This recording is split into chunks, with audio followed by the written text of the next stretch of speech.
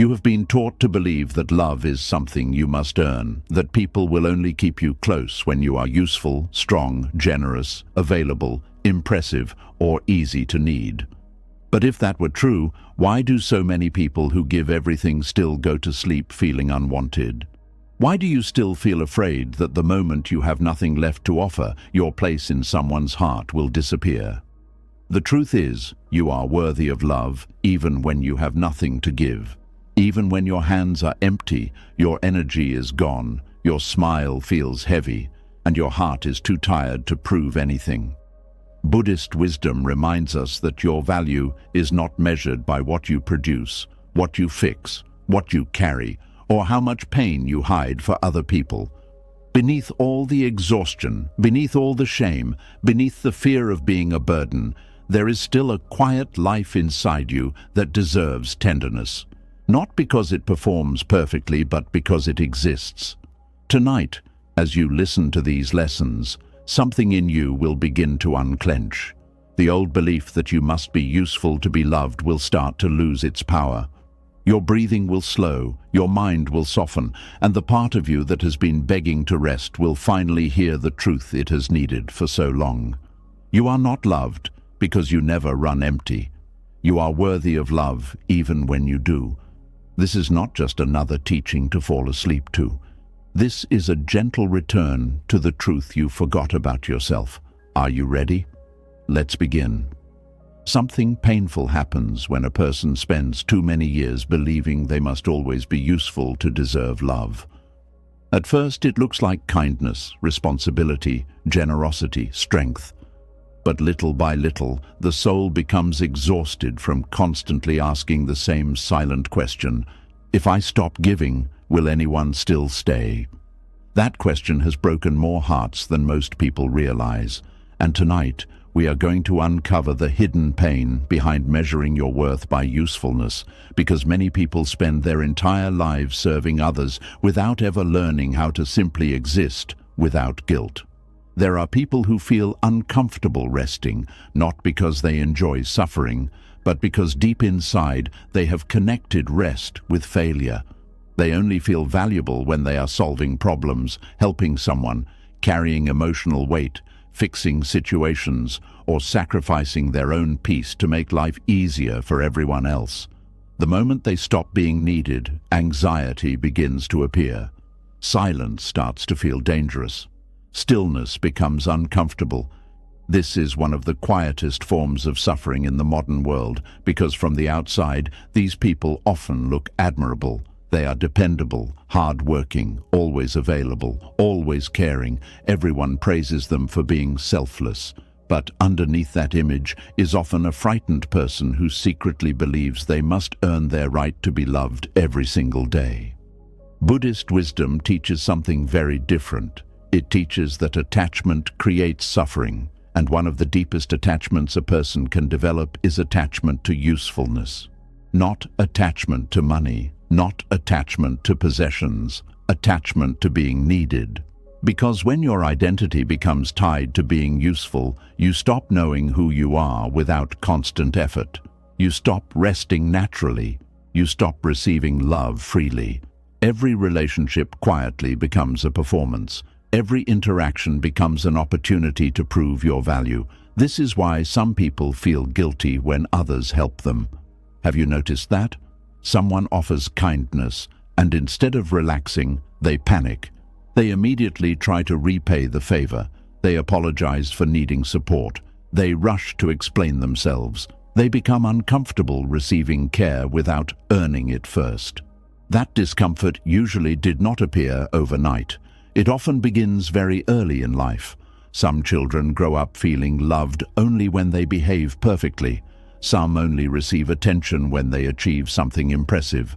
Others become emotional caretakers for their parents long before they are old enough to understand their own emotions.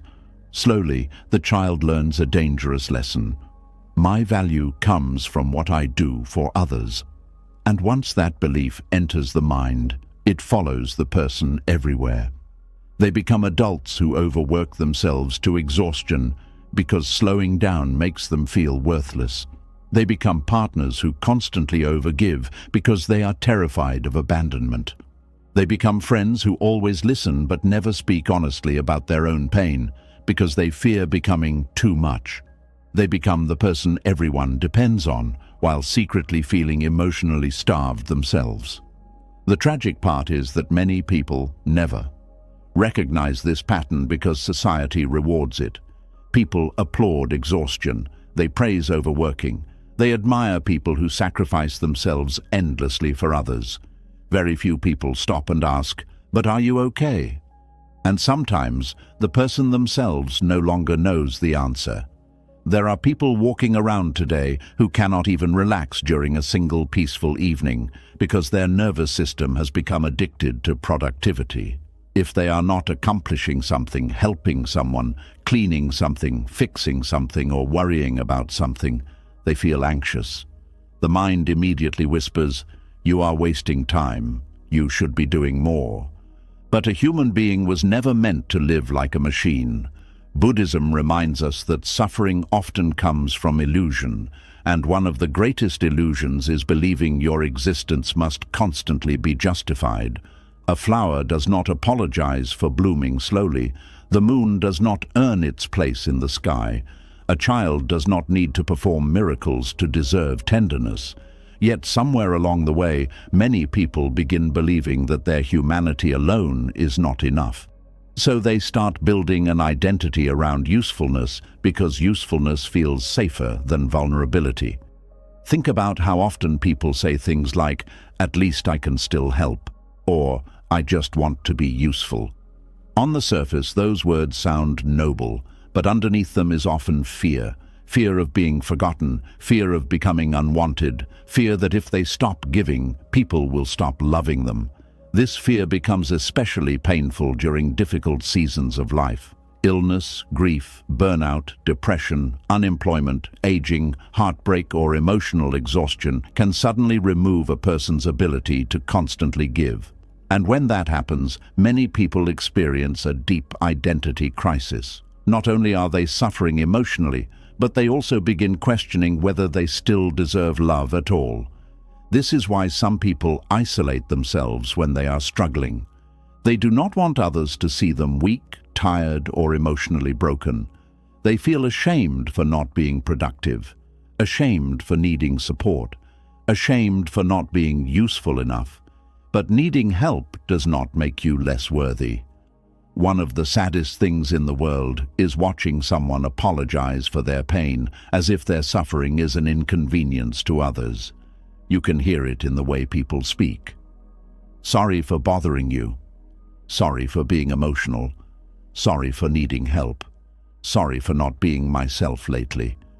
As if being human requires permission. The Buddha taught compassion not because humans are perfect, but because humans suffer. Compassion was never designed only for the strong, cheerful, successful versions of people. Real compassion exists precisely for the moments when someone feels broken, exhausted, confused, or lost. But when you measure your worth by usefulness, compassion becomes difficult to receive. You start believing people only care about you when you are functioning well. You become afraid that your struggles will disappoint others, so instead of resting, you push harder. Instead of asking for help, you hide. Instead of slowing down, you overperform. And eventually, the body begins to carry what the heart refuses to admit. Chronic exhaustion, anxiety, emotional numbness, quiet resentment, burnout.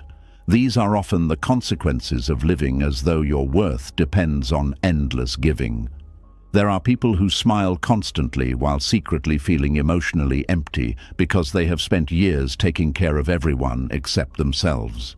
They know how to comfort others, but they do not know how to comfort their own heart. They know how to give affection, but receiving affection feels foreign. They know how to stay strong for everyone else, but they have forgotten how to be soft with themselves. And the painful irony is that many of these people are deeply lovable, not because of what they do, not because of what they provide, but because of who they are. Yet they cannot feel this truth because their mind has become trapped in a transactional understanding of love. They believe love must always be exchanged for performance. I must stay impressive. I must stay needed. I must stay useful. I must not become a burden. That last fear controls countless lives. The fear of becoming a burden causes people to hide their emotions for years. It causes them to suffer silently. It causes them to pretend they are okay when they are barely holding themselves together inside. Some people would rather collapse privately than inconvenience others publicly. And while that may look like strength from the outside, it is often deep loneliness. Buddhist teachings encourage us to observe the mind carefully because the mind creates stories that are not always true. One of those stories says, "If I cannot give, I do not deserve to receive." But that is not wisdom. That is fear wearing the mask of responsibility. A truly loving relationship is not built only on usefulness. Real love survives seasons where one person is weak. Real love allows rest. Real love does not disappear the moment someone becomes emotionally tired, financially struggling, physically sick, or mentally overwhelmed. And yet, many people have never experienced that kind of love consistently, so they spend their lives trying to secure affection through service. They become addicted to being the reliable one. But carrying that identity forever becomes heavy, very heavy, because eventually life humbles everyone. Even the strongest people become exhausted sometimes. Even the caretakers need comfort. Even the cheerful person has nights where they feel empty. Even the one who holds everyone together sometimes wants someone to hold them. There is no shame in that. One Buddhist teaching says that clinging creates suffering because nothing in life stays permanent. Strength changes, energy changes, circumstances change, productivity changes. If your entire self-worth is built on what you can produce, then your identity will constantly collapse every time life becomes difficult. That is why inner worth must exist deeper than performance. Otherwise, every setback feels like proof that you are failing as a human being. And many people are trapped in exactly that cycle right now. The moment they become less productive, they feel guilty. The moment they rest, they feel lazy. The moment they need support, they feel weak. The moment they disappoint someone, they feel worthless. This is not peace. This is emotional imprisonment. And the mind can stay trapped there for decades. Some people reach old age without ever learning how to feel worthy while simply sitting still. Think about how heartbreaking that is. A person can spend an entire lifetime chasing approval through usefulness without ever discovering that their existence alone already carried value from the beginning. That is why Buddhist self-worth is so different from modern self-worth. Modern culture often says, "You are valuable because you are successful." Buddhist wisdom says, "You are valuable because you are alive." One approach creates endless pressure, the other creates peace. And peace is what so many exhausted hearts are secretly searching for. Not more achievement, not more praise, not more performance, just peace. The kind of peace that allows you to rest without guilt. The kind of peace that allows you to say, "I am struggling," without shame. The kind of peace that allows you to receive kindness without feeling like you owe your soul in return. The kind of peace that reminds you that being loved is not a prize for perfect behavior. Many people do not realize how deeply they fear unconditional love because unconditional love feels unfamiliar.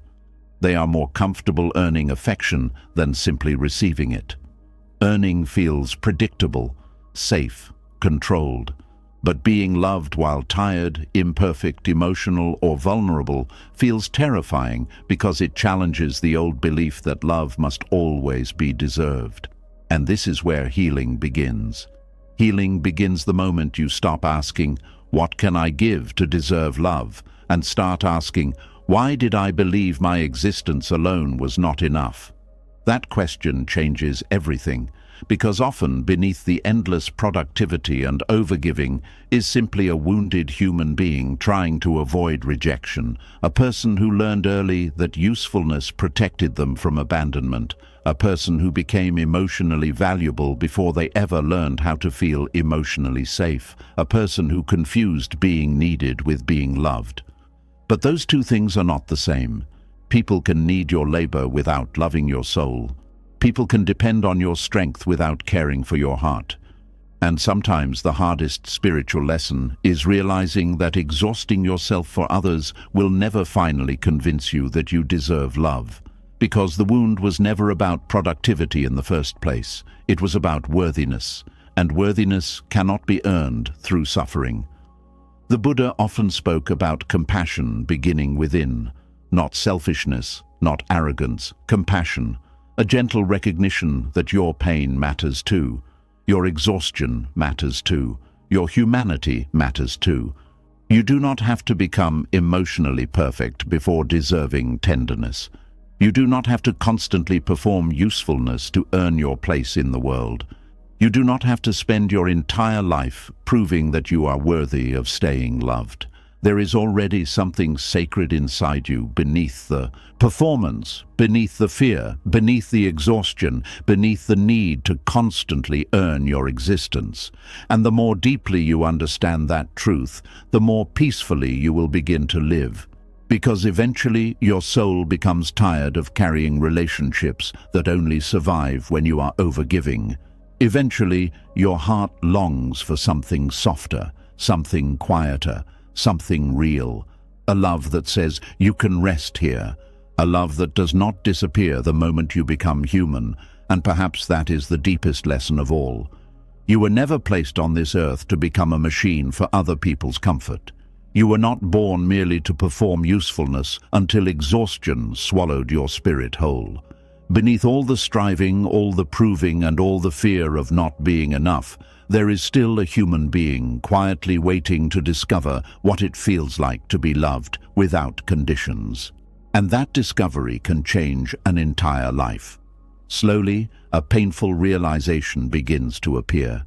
Many people are not only exhausted from trying to be useful, they are exhausted from trying to be good enough to deserve love. Somewhere deep inside, they began believing that affection must be earned through perfect behavior, constant patience, endless sacrifice, or never making mistakes. And that belief quietly destroys peace from the inside. Because when love feels conditional, the heart never fully relaxes. A person who believes love is a reward for good behavior spends their entire life afraid of disappointing others. They become careful with every word, every emotion, every mistake. They monitor themselves constantly, hoping that if they stay kind enough, helpful enough, calm enough, successful enough, then maybe they will finally feel safe inside someone's heart.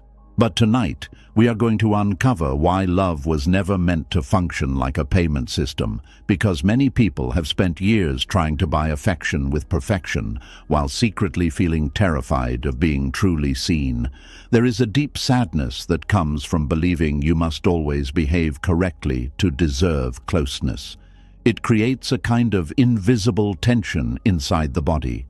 Even during moments of connection, the mind stays alert. It whispers things like, do not upset them, do not be difficult, do not ask for too much, do not show the messy parts of yourself.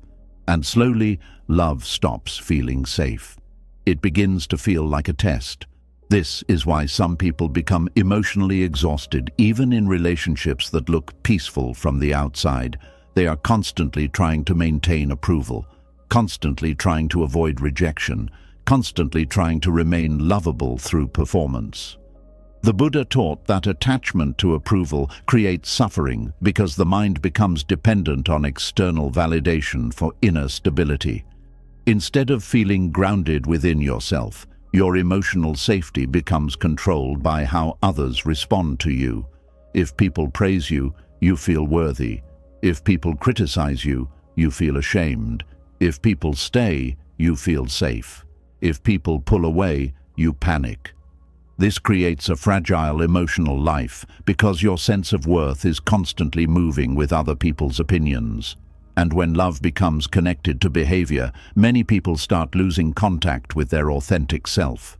They become the version of themselves that feels safest to others, the agreeable version, the calm version, the helpful version, the emotionally easy version. But underneath that carefully controlled image is often a human being who feels deeply unseen. Because real intimacy cannot grow where authenticity is constantly hidden. Think about how many people learned very early in life that mistakes created emotional distance. Some children were only treated warmly when they behaved perfectly. Some received affection only when they achieved something. Others learned that expressing sadness, anger, fear, or frustration caused punishment, silence, criticism, or withdrawal. So the child slowly adapts. I must stay good. I must stay easy. I must not upset anyone. And eventually, that survival strategy becomes an identity. The problem is that human beings are not designed to remain emotionally perfect forever. Everyone gets tired. Everyone struggles. Everyone experiences difficult emotions. Everyone disappoints someone eventually. But when love feels tied to behavior, mistakes begin to feel dangerous. Even small conflicts can trigger overwhelming fear because deep inside, the person is not only afraid of disagreement, they are afraid of losing love itself. This is why some people apologize constantly, even when they have done nothing wrong. Their nervous system has learned that approval equals safety, so they try to restore harmony immediately, even at the cost of abandoning their own feelings. Have you noticed how some people say sorry for everything? Sorry for talking too much. Sorry for being emotional. Sorry for needing reassurance. Sorry for existing loudly. These apologies are often not about politeness. They come from fear. Fear that taking up emotional space might make them less lovable. And this fear can quietly shape entire lives. There are people who stay silent during painful relationships because they believe expressing needs will push others away. There are people who tolerate disrespect because they are terrified of abandonment.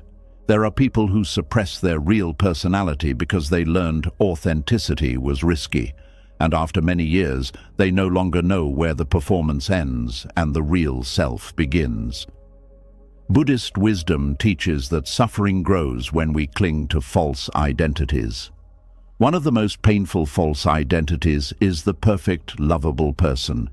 Because perfection is impossible, the mind remains trapped in endless anxiety, trying to maintain an image that no human being can sustain forever. And the exhaustion becomes overwhelming. Some people become so addicted to being emotionally good that they lose touch with their natural emotions completely. They smile while grieving. They comfort others while falling apart internally. They remain patient while secretly drowning in resentment, not because they are fake people, but because they are afraid that honesty will cost them love. This creates a heartbreaking loneliness because even when people care about them, they cannot fully feel safe receiving that care. Deep down, they suspect the love only exists because they are behaving correctly. So they keep performing, keep pleasing, keep adjusting, keep shrinking parts of themselves. But real love cannot grow where fear controls the relationship. Love was never meant to feel like walking on emotional glass. And yet many people have never experienced anything else. Some relationships unintentionally reinforce this fear. Affection becomes warmer when the person is useful, cheerful, successful, or accommodating. Distance appears when they are struggling emotionally, setting boundaries, or expressing difficult feelings. Over time, the mind forms a painful conclusion. I am easier to love when I suppress myself. That belief can become deeply rooted, and once it does, even healthy relationships can feel uncomfortable because unconditional care feels unfamiliar. It can feel strange when someone remains kind during your difficult moments. It can feel confusing when someone stays patient while you are imperfect. It can even feel suspicious when someone loves you without requiring constant performance in return, because the nervous system has spent years preparing for emotional punishment. The Buddha often encouraged people to observe their suffering gently, not with shame, but with awareness. When you begin observing the fear beneath people-pleasing, beneath perfectionism, beneath emotional over-control, you often discover a simple human longing underneath all of it, the longing to be loved without conditions, not because you are always calm, not because you never fail, not because you never struggle, but because your humanity itself matters. This realization can feel almost revolutionary for someone who has spent their whole life earning affection. At first, the mind resists it. It says, "Surely I must still prove myself somehow." But true compassion does not disappear the moment someone becomes difficult, emotional, tired, anxious, grieving, or imperfect. Real love is not a reward system, and this is something many wounded hearts desperately need to hear. Love is not payment for obedience. Love is not a prize for emotional perfection. Love is not something you purchase through endless self-sacrifice. Because if affection only exists when you are performing well, then it is not truly safe love.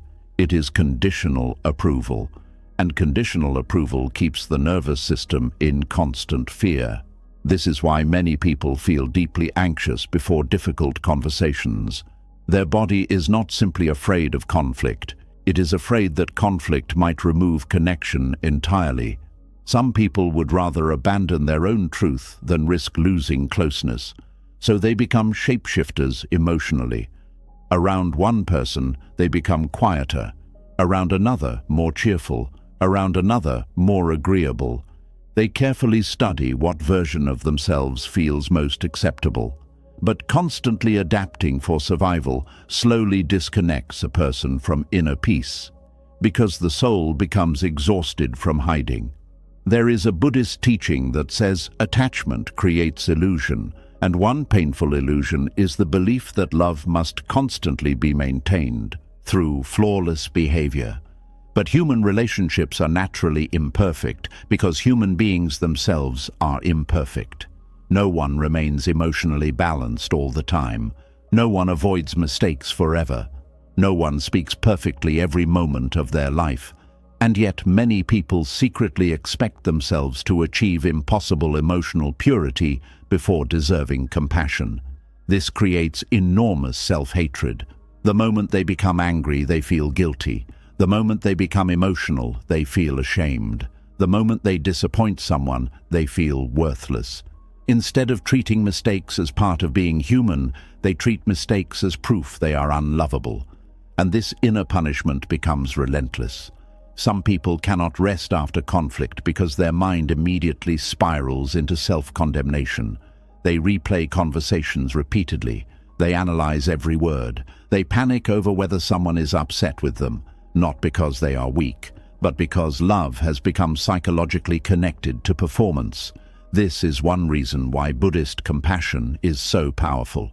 Compassion interrupts the cycle of self-punishment. It reminds you that being imperfect does not remove your worth. You can make mistakes and still deserve kindness. You can struggle emotionally and still deserve patience. You can fail and still deserve care. You can be healing and still deserve love. Many people intellectually understand these ideas, but emotionally they still live inside fear. The body remembers old emotional wounds long after the mind understands them logically. That is why healing takes gentleness. A person cannot shame themselves into feeling worthy, and yet countless people try. They become extremely harsh with themselves because they believe self-criticism will finally make them lovable enough. They push themselves harder. They monitor their emotions more strictly. They try to become easier, quieter, calmer, more productive, less needy. But no amount of self-punishment creates inner peace. It only creates deeper exhaustion. And eventually many people reach a breaking point where they realize they can no longer survive by constantly performing emotional perfection. The mask becomes too heavy. The loneliness becomes too painful. The nervous system becomes too tired. And strangely enough, that breaking point can become the beginning of healing, because sometimes the soul becomes so exhausted from pretending that it finally begins craving truth more than approval. Truth sounds different. Truth says, "I am struggling." Truth says, I feel hurt. Truth says, I cannot carry everything anymore. Truth says, I deserve care even when I am not at my best. That last sentence is incredibly difficult for many people to believe because deep inside they still fear becoming disappointing. But disappointment is part of every human relationship. No one lives an entire life without frustrating, hurting, misunderstanding, or disappointing another person sometimes. This does not make someone unworthy of love. It makes them human. The Buddha never taught perfection as the path to peace. He taught awareness, compassion, and liberation from attachment. And attachment to approval traps many people in emotional suffering for decades. Some people are so focused on earning love that they never pause long enough to ask a painful question. If I have to constantly perform to keep someone's affection, do I actually feel emotionally safe with them? That question can change everything, because safe love allows humanity. Safe love allows difficult seasons. Safe love allows imperfection. Safe love allows rest. It does not require you to constantly audition for your place in someone's heart. And perhaps one of the saddest truths is that many people have never experienced this kind of emotional safety before. So they continue confusing anxiety with love. They continue believing emotional exhaustion is normal inside relationships. But love was never supposed to feel like permanent fear. Real love softens the nervous system. Real love allows honesty. Real love creates space for vulnerability instead of punishing it. And most importantly, real love does not disappear every time you fail to behave perfectly. This does not mean relationships never require accountability. Of course they do. Buddhism does not encourage harming others carelessly. Compassion includes responsibility. But responsibility is different from believing your worth disappears the moment you make mistakes. One mindset says, I made a mistake. The other says, I am a mistake. And many wounded people unconsciously live inside the second belief. That belief creates enormous suffering because it turns every human flaw into evidence of personal unworthiness. But your worth is deeper than your worst moment, deeper than your emotional struggles, deeper than your imperfections, deeper than your fear. And healing begins when you slowly stop treating love like something that must constantly be earned through emotional obedience. Because you were never meant to spend your entire life trying to become good enough for tenderness. You were never meant to live terrified that one wrong emotion would make you undeserving of care. You were never meant to confuse silence with safety or self-erasure with love. The heart cannot thrive where it must constantly hide itself to survive. Eventually, something inside begins longing for freedom. Freedom to speak honestly. Freedom to rest emotionally. Freedom to exist imperfectly without panic. Freedom to be human without fearing abandonment every time you struggle. And that freedom becomes possible the moment you begin understanding a deeper truth. Love was never supposed to be payment for perfect behavior. Real love sees your humanity and stays gentle anyway, not because you earned it flawlessly, but because your existence itself carries worth far beyond performance.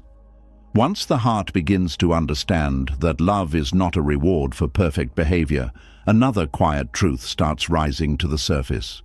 Many people are not actually afraid of being unloved because they have nothing inside them. They are afraid because for most of their lives they were only treated warmly when somebody needed something from them. That kind of pain is confusing. It can make a person mistake demand for affection, responsibility for closeness, and dependence for love. So tonight, we have to look gently at one of the deepest wounds many people carry, the Buddhist difference between being needed and being loved. There is a kind of loneliness that hides inside usefulness. It does not always look like loneliness from the outside. In fact, it can look like being surrounded by people. Your phone may ring, People may call your name. Someone may ask for your advice, your money, your strength, your time, your patience, your emotional support, your ability to fix what they do not want to face. From the outside, it may look like you matter to everyone, but deep inside, a painful question may still remain. Do they love me, or do they only need what I do for them? That question can sit quietly in the chest for years. It often appears in people who have spent most of their lives being the dependable one, the one who shows up, the one who listens, the one who carries the family problems, the one who remembers everyone's pain but rarely has their own pain remembered, the one who is praised for strength but secretly wishes someone would notice the tiredness behind that strength. At first, being needed can feel meaningful. It can feel like proof that you have value. Someone depends on you, so you feel important. Someone calls you first, so you feel chosen. Someone cannot manage without you, so you feel secure. But over time, if being needed becomes the only way you feel connected, the soul begins to suffer. Because being needed is not the same as being loved. Being needed often says, "I want what you can provide." Being loved says, "I care about who you are, even when you cannot provide anything." Being needed can disappear when your usefulness disappears. Being loved remains gentle even when your hands are empty. And this difference matters deeply because many wounded people build their entire identity around being necessary. They become frightened of becoming optional. They fear the day nobody needs them anymore because deep inside they believe that if they are not needed, they will not be wanted. Buddhist wisdom invites us to see this clearly. It teaches that suffering often comes from attachment, and one powerful attachment is the attachment to being necessary in other people's lives. The mind clings to the role of helper, rescuer, provider, fixer, comforter, or strong one because that role seems to protect us from abandonment. But any identity built on fear will eventually become a prison. When you are attached to being needed, you may struggle to let people grow without you. You may feel anxious when others become independent. You may feel forgotten when nobody asks for help. You may even feel empty when life becomes peaceful, because peace removes the emergency that once gave you a sense of purpose. This is why some people unconsciously keep themselves busy with other people's problems. Not because they love chaos, but because chaos gives them a role. And having a role feels safer than sitting alone with the question, "Who am I when nobody needs me?" That question can feel frightening, because if you were loved mainly for being useful, silence can feel like rejection. Rest can feel like invisibility. Other people's independence can feel like abandonment. You may begin to believe that your importance depends on staying necessary, but Buddhist self-worth teaches that your value is not created by someone else's dependence on you. Your worth does not rise because someone needs you, and it does not fall because someone can manage without you. You are not less worthy when people stop asking. You are not less lovable when people no longer require your strength. You are not disappearing simply because you are not being used. This is a very hard truth for the heart to accept when it has spent years surviving through usefulness.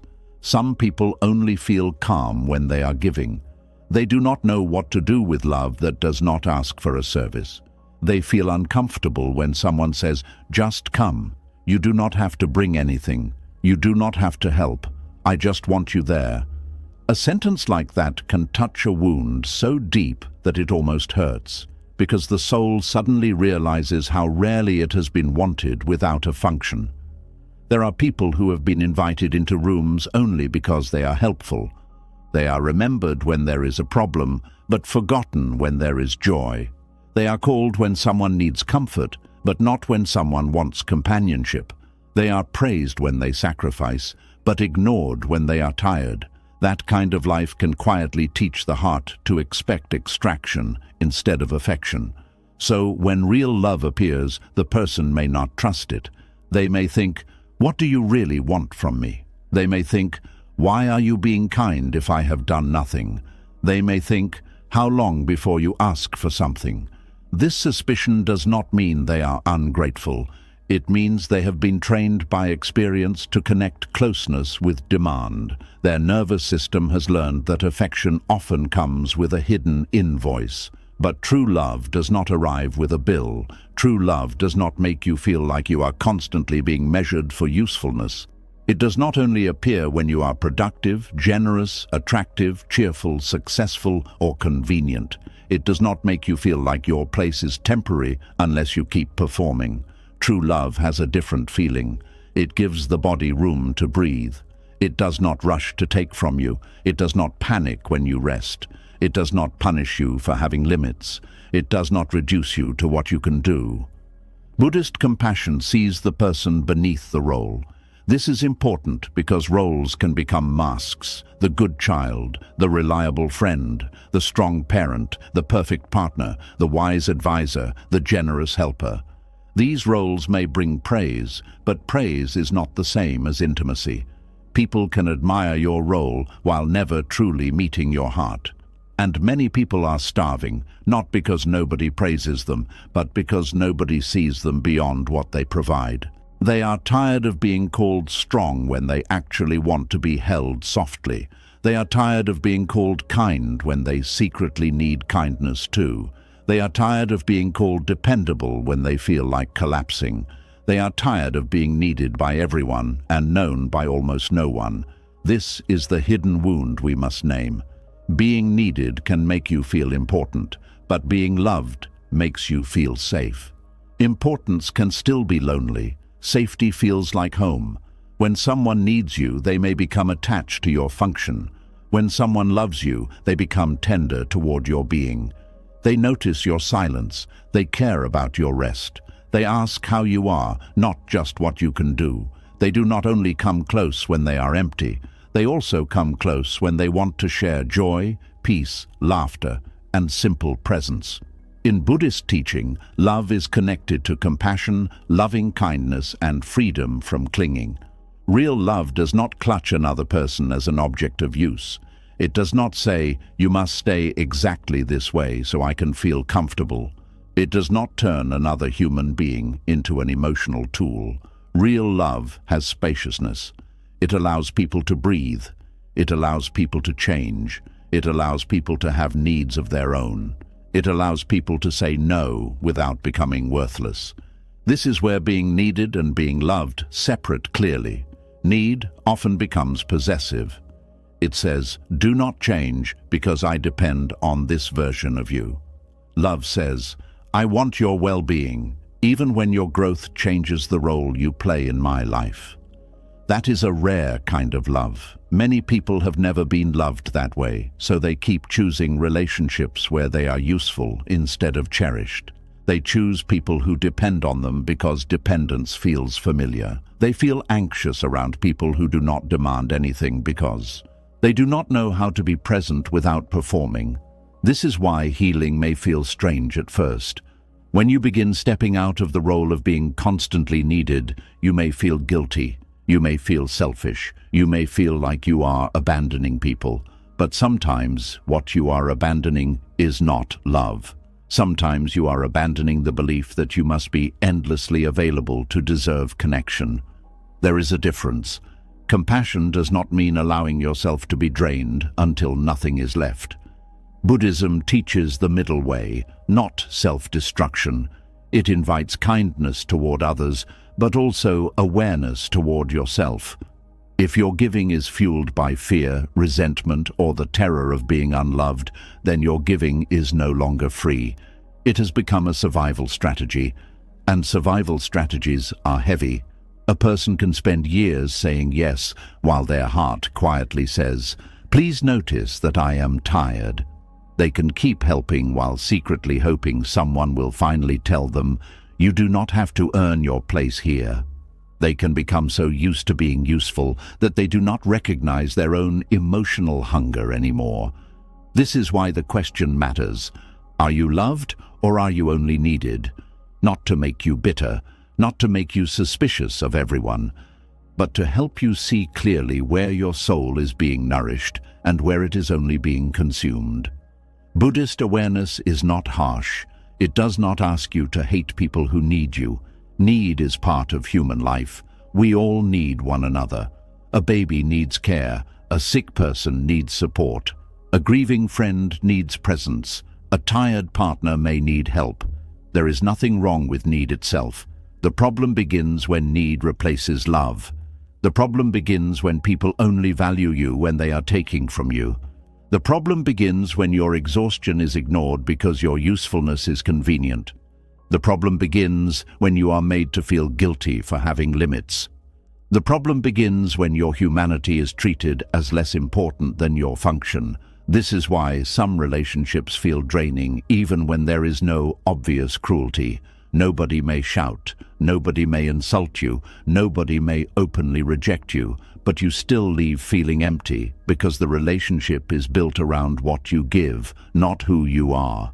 Your body often knows before your mind does. You may notice heaviness after certain conversations.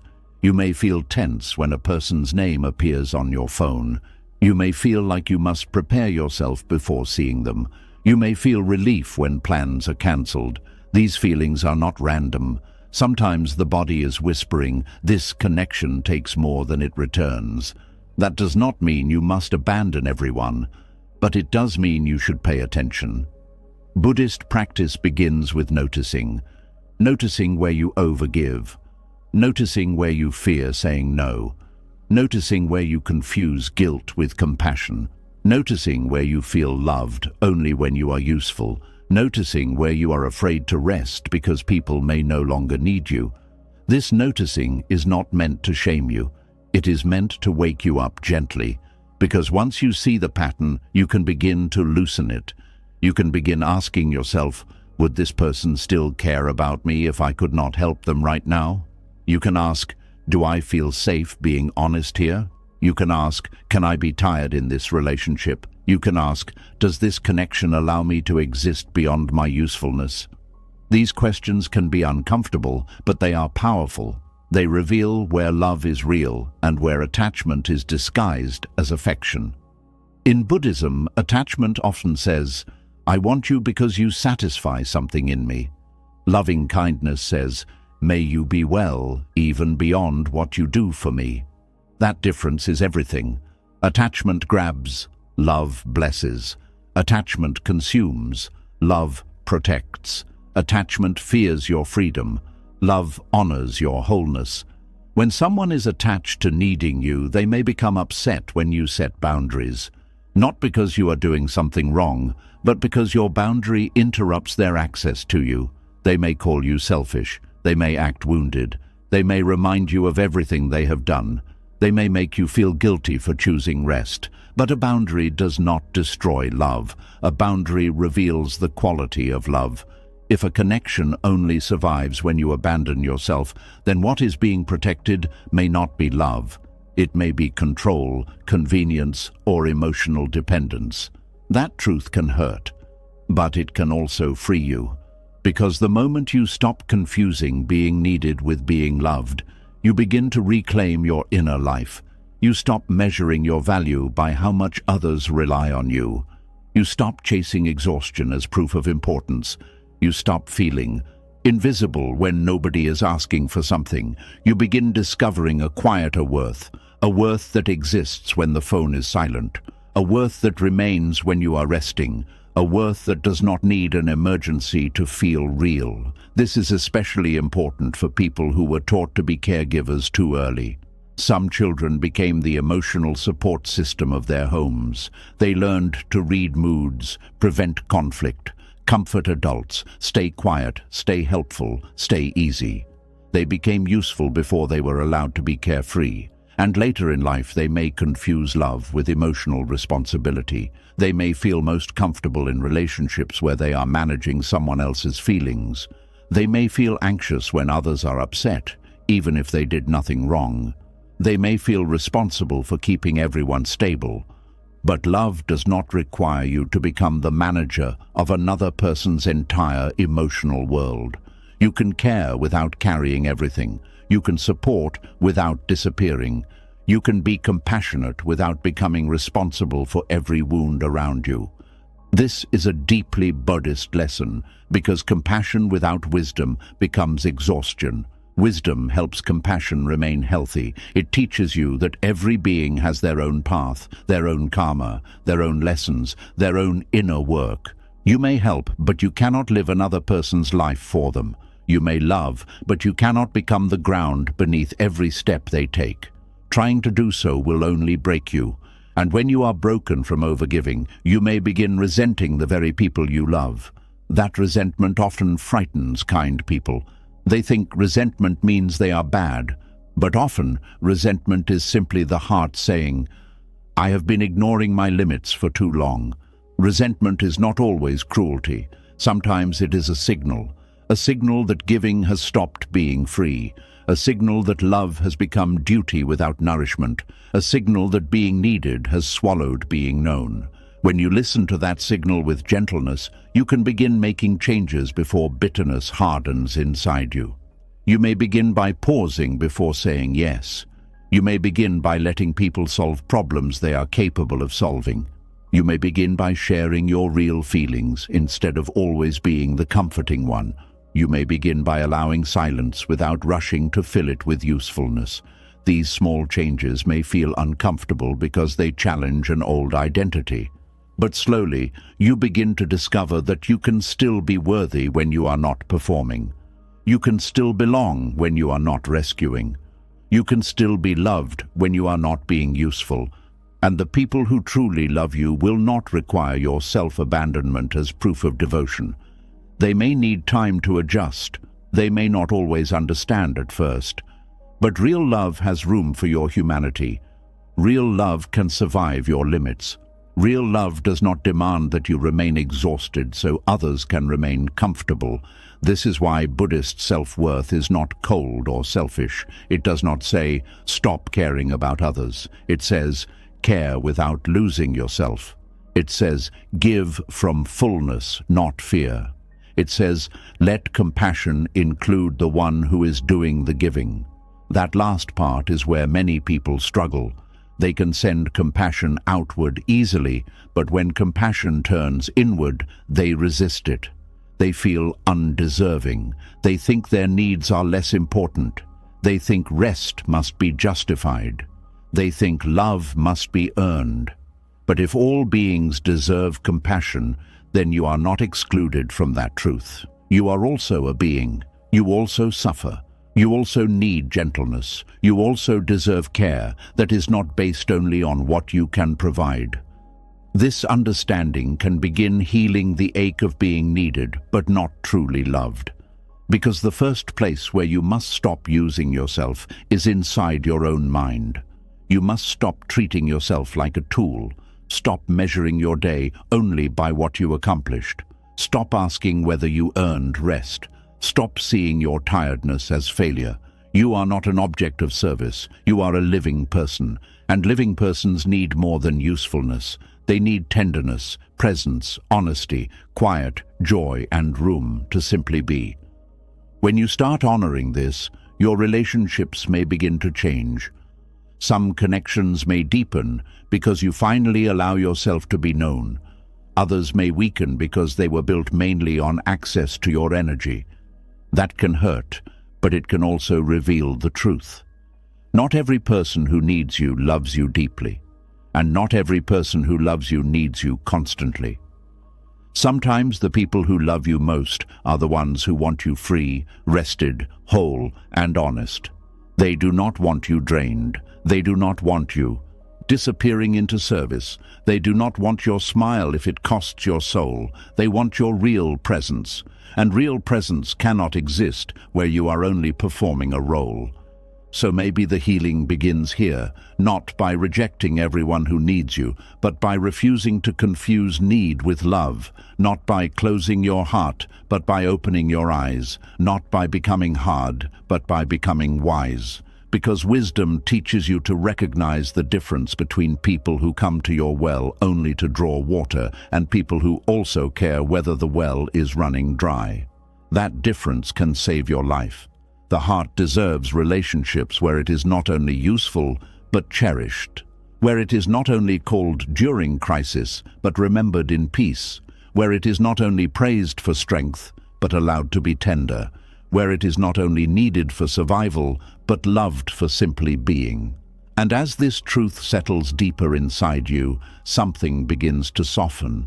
You no longer have to chase importance through exhaustion. You no longer have to keep proving that your presence has value.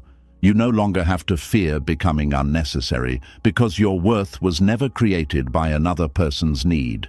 You can be needed and still not loved. You can be loved and not constantly needed. And the most healing love of all is the one that looks at you when you have nothing to give and still says, "Stay, your presence is enough." And once you begin to see the difference between being needed and being loved, something even deeper becomes clear. Many people are not giving from freedom. They are giving from fear. They are not helping because their heart is full. They are helping because they are terrified that if they stop, the affection around them will disappear. That is where exhaustion becomes more than tiredness. It becomes a language. It becomes a way of saying, "Please see me. Please keep me. Please do not leave me." And tonight, we need to speak gently about how to stop earning affection through exhaustion, because a life built on constant self-draining may look loving from the outside, but inside it slowly teaches the heart that rest is dangerous. There is a kind of tiredness sleep does not fix. It sits deeper than the body. You wake up after resting, but something in you is still heavy. Your eyes open, but your spirit feels like it has not been held in years. This is not ordinary fatigue. This is the exhaustion of constantly trying to remain lovable. And many people live there without naming it. They think they are just busy. They think they are just responsible. They think they are simply doing what good people do. But beneath the errands, the favors, the emotional labor, the late-night listening, the unpaid sacrifices, the silent forgiveness, and the forced smiles, there is often a hidden fear whispering, "If I do less, I will be loved less." That fear can run an entire life. It can decide how much you give. It can decide how often you say yes. It can decide how quickly you answer messages. It can decide how much pain you hide. It can decide how many times you ignore your own needs so nobody feels disappointed in you. And slowly, affection becomes something you try to purchase with your own energy. This is one of the most painful emotional trades a person can make. You give your peace to receive approval. You give your rest to receive praise. You give your boundaries to receive closeness. You give your health to receive the feeling that you still matter. But the more you trade yourself away, the less love is able to reach the real you, because the person being praised is not your full self. It is the exhausted version of you who learned to perform usefulness so well that people forgot to ask whether you were okay. Buddhist wisdom asks us to look at suffering honestly, not to shame ourselves, but to wake up. And one form of suffering that often hides under kindness is the suffering of compulsive giving. Giving itself is beautiful when it comes from compassion. But when giving comes from fear, it becomes a quiet form of self-abandonment. There is a difference between generosity and self-erasure. Generosity says, "I have something to offer, and I give it freely." Self-erasure says, "I must keep giving, even when I am empty, because I am afraid of what will happen if I stop." One brings warmth, the other brings resentment. One opens the heart, the other drains the soul. And many people confuse the two because they were praised for abandoning themselves early in life. Maybe you were called mature when you stopped needing comfort. Maybe you were called strong when you stopped asking for help. Maybe you were called kind when you swallowed your hurt to keep peace. Maybe you were called responsible when you carried what no child, partner, friend, or parent should have had to carry alone. So now, exhaustion feels familiar. It may even feel noble. But not every heavy thing is holy. Sometimes what you call devotion is actually fear wearing a gentle face. Sometimes what you call loyalty is actually the terror of being rejected. Sometimes what you call patience is actually silence built from old wounds. And this is where awareness becomes the beginning of freedom. The Buddha taught that suffering continues when we cling to what creates it. And many people cling to exhaustion because exhaustion has become part of their identity. They do not know who they are when they are not overextending. They do not know how to feel valuable without being tired. They do not know how to sit in peace without the mind accusing them of being selfish. So the first step is not to stop giving suddenly. The first step is to notice the fear underneath your giving. Ask yourself gently, am I doing this from love, or am I doing this because I am afraid? That question is not small. It can reveal years of hidden pain, because sometimes you will discover that you did not say yes because you wanted to. You said yes because you feared tension, you feared guilt, you feared silence, you feared being misunderstood. You feared someone's disappointment would mean you were no longer good. And when a person is controlled by that fear, they can become deeply tired while still appearing kind. This is why some people cannot relax even after doing everything right. They helped everyone. They answered everyone. They gave what was asked. They avoided conflict. They stayed pleasant. They stayed available. But at the end of the day, they do not feel loved. They feel used, invisible, and emotionally hungry, because affection earned through exhaustion never fully satisfies the heart. It only creates temporary relief. For a moment, people praise you. For a moment, they are pleased with you. For a moment, you feel safe because nobody is upset. But soon the anxiety returns, and you feel you must give again, prove again, stretch again, smile again, sacrifice again. This becomes a cycle. You feel unworthy, so you overgive. You overgive, so people expect more. People expect more, so you feel trapped. You feel trapped, so resentment grows. Resentment grows, so guilt appears. Guilt appears, so you give even more to prove you are still good. And the cycle continues until something inside you breaks. But Buddhist practice invites you to interrupt the cycle with awareness, not with anger, not with blame, awareness. A quiet noticing that says, this pattern is causing suffering. And once suffering is seen clearly, the path toward release begins. You cannot heal what you keep calling normal. That is why you must stop romanticizing exhaustion. Being constantly tired is not proof that you are loving deeply. Being always available is not proof that you are spiritually advanced. Ignoring your needs is not proof that you are compassionate. A candle that burns itself completely gives light for a while, yes. But when it is gone, darkness remains. And the purpose of your life is not to disappear just so others can feel briefly comfortable. In Buddhism, compassion includes wisdom. Without wisdom, compassion can become blind sacrifice. It can become giving without discernment. It can become saying yes when the kindest answer is no. It can become rescuing people from lessons they need to learn themselves. And this matters because some people do not simply ask for help. They become dependent on your exhaustion. They become used to your overgiving. They may not intend to harm you, but if you have always abandoned yourself for them, they may begin to see your self-abandonment as normal. Then, when you finally choose rest, they may react with confusion or anger. They may say, you have changed. And maybe you have. Maybe you are no longer willing to be loved only when you are emptying yourself. Maybe you are no longer willing to turn your body into a bridge everyone crosses while nobody asks if the bridge is cracking. Maybe you are no longer willing to confuse being drained with being devoted. This kind of change can feel frightening because when you stop earning affection through exhaustion, some relationships will be tested. Not because you are cruel, but because your new boundaries reveal what was hidden. Some people will respect your limits. Some people will be surprised but adjust. Some people will only like the version of you that never says no. That realization may hurt, but it is also clarifying, because love that depends on your exhaustion is not safe refuge. It is a contract you never consciously agreed to.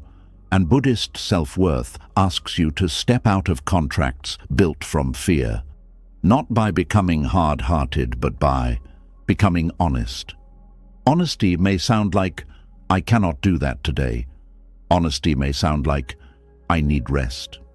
Honesty may sound like, I care about you, but I cannot carry this for you. Honesty may sound like, I am not available for this right now. These sentences may feel simple, but to someone who has earned affection through exhaustion, they can feel terrifying.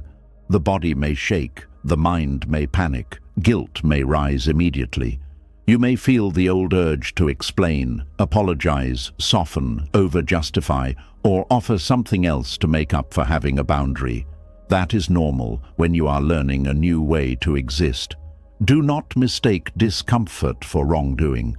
Sometimes discomfort simply means you are leaving an old prison. The mind may say you are being selfish, but you must ask, is it selfish to stop abandoning myself? The mind may say they will be upset, but you must ask, can I survive someone's disappointment without betraying myself? The mind may say, you are not doing enough, but you must ask, who taught me that enough always means exhaustion? These questions are powerful because they expose the beliefs that have been quietly running your life. Many people do not overgive because they are overflowing with love. They overgive because they do not trust that love can survive their limits. That is the wound. And healing begins when you allow love to be tested by truth. If a connection can only survive when you are exhausted, then it is not resting on love. It is resting on performance, and performance can never give the heart real peace. Real affection does not require you to be constantly depleted. Real affection does not demand that you make yourself smaller, quieter, more available, and less needy every day. Real affection does not punish you for having a body, a heart, a limit, a season, a sadness, or a need. Real affection says, you are still welcome here when you cannot give. But to receive that kind of affection, you must stop offering exhaustion as the price of admission. This means learning to give from choice instead of fear. Choice feels different in the body. When you give from choice, there may be effort, but there is also peace. You do not feel secretly trapped. You do not feel bitter afterward. You do not feel like you must be praised to make the sacrifice worth it. You give because your heart agrees. Fear giving feels different. It carries tension. It carries urgency. It carries resentment. It carries the feeling that something bad will happen if you refuse. It may look generous, but inside, it feels like survival. Start noticing the difference. Before agreeing to something, pause, breathe, let the request settle. Do not rush to answer just because your old self is terrified of disappointing people. A simple pause can save you from repeating a lifelong pattern. You can say, let me think about it. You can say, I need to check my energy.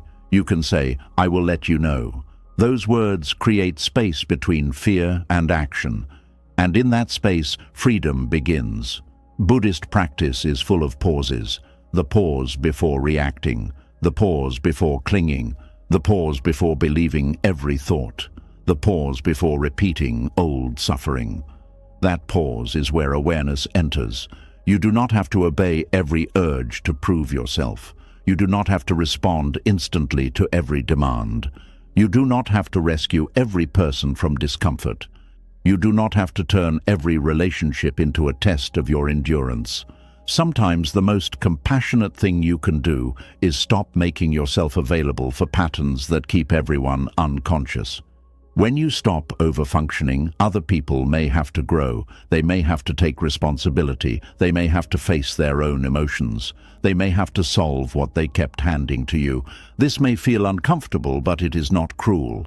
You are not harming people by allowing them to carry what belongs to them. In fact, sometimes overgiving silently teaches others that they do not need to mature. It keeps them dependent. It keeps you exhausted. It keeps the relationship imbalanced. True compassion supports growth. It does not create permanent helplessness. This is why Buddhist love is not blind attachment. It is loving kindness with wisdom. It wants freedom for both people, not dependence for one and exhaustion for the other. To stop earning affection through exhaustion, you must also learn to tolerate the emptiness that appears when you are no longer constantly performing. At first, rest may not feel peaceful. It may feel strange. You may sit down and immediately feel guilty. You may have free time and feel useless. You may say no and feel nervous for hours. This does not mean rest is wrong. It means your nervous system is detoxing from constant proving. For years, perhaps your body associated busyness with safety. If you were busy, nobody could accuse you of being lazy. If you were helping, nobody could call you selfish. If you were exhausted, nobody could deny your effort. So when you rest, the old fear rises. Let it rise. Do not obey it immediately. Sit with it the way the Buddha taught people to sit with discomfort, with observation, patience, and compassion. Notice the guilt without becoming the guilt. Notice the fear without letting it drive. Notice the urge to prove yourself without turning it into action. You might whisper inwardly, "This is the old fear, it is not the truth." That simple sentence can become a doorway. Because much of healing is learning to separate old conditioning from present reality. The old fear says, "If I rest, I will be rejected." Reality may say, "I am allowed to be tired." The old fear says, "If I say no, I am bad." Reality may say, "A limit is not cruelty." The old fear says, "If I stop giving, I will have no value." Reality may say, "My worth is not measured by my exhaustion." Repeat that truth until your body begins to believe it. Your worth is not measured by your exhaustion. Your worth is not measured by how much pain you can carry silently. Your worth is not measured by how many people depend on you. Your worth is not measured by how long you can ignore yourself. For some people, this truth will feel emotional because they have waited years for permission to rest. They have been strong for so long that softness feels almost forbidden. They have spent their life being useful, good, needed, reliable, and emotionally available, but rarely held. If that is you, understand this gently. You are not lazy because you are tired. You are not unloving because you need space. You are not failing because you cannot keep giving at the same level forever. You are human. And being human means your energy is not endless. Even the earth has seasons. The field that grows food must also lie quiet. The tree that bears fruit must also stand bare. The ocean moves in tides. The moon changes shape. Nothing in nature gives constantly without rhythm. Only wounded people believe they must be endlessly available to deserve love. But you are allowed to have seasons. A season of giving, a season of resting, a season of healing, a season of being supported, a season of not knowing what comes next. You do not become less worthy in any of these seasons. This is where Buddhist self-worth becomes deeply freeing. It does not ask you to become more impressive. It asks you to see through the illusion that your lovability depends on constant output. It invites you to return to being, not just doing, being present, being honest, being gentle, being aware, being alive. There is so much dignity in simply being alive, though the world often forgets this. The world asks, "What did you accomplish?" Buddhism asks, "Are you awake to this moment?" The world asks, "How much did you give?" Wisdom asks, "Was your giving rooted in love or fear?" The world asks, "Are you useful?" Compassion asks, "Are you suffering?" That last question matters, because if your giving is causing quiet suffering, it needs attention, not judgment, attention. Bring attention to the moments when you betray yourself for approval. Bring attention to the relationships where you feel you must stay exhausted to be accepted. Bring attention to the fear that rises when you choose rest. Bring attention to the old belief that affection must be earned through sacrifice. Awareness is gentle, but it is also powerful. It shows you where you have been abandoning yourself. And once you see it, you can begin choosing differently in small ways. Maybe today you do not answer immediately. Maybe today you let someone be disappointed. Maybe today you rest before you collapse. Maybe today you give only what you can give without resentment. Maybe today you stop explaining your tiredness like a crime. These small choices matter because they teach your nervous system a new truth. Love does not have to be purchased with depletion. At first, the change may feel slow. You may still overgive sometimes. You may still apologize too much. You may still feel guilty for having limits. That does not mean you are failing. It means you are practicing.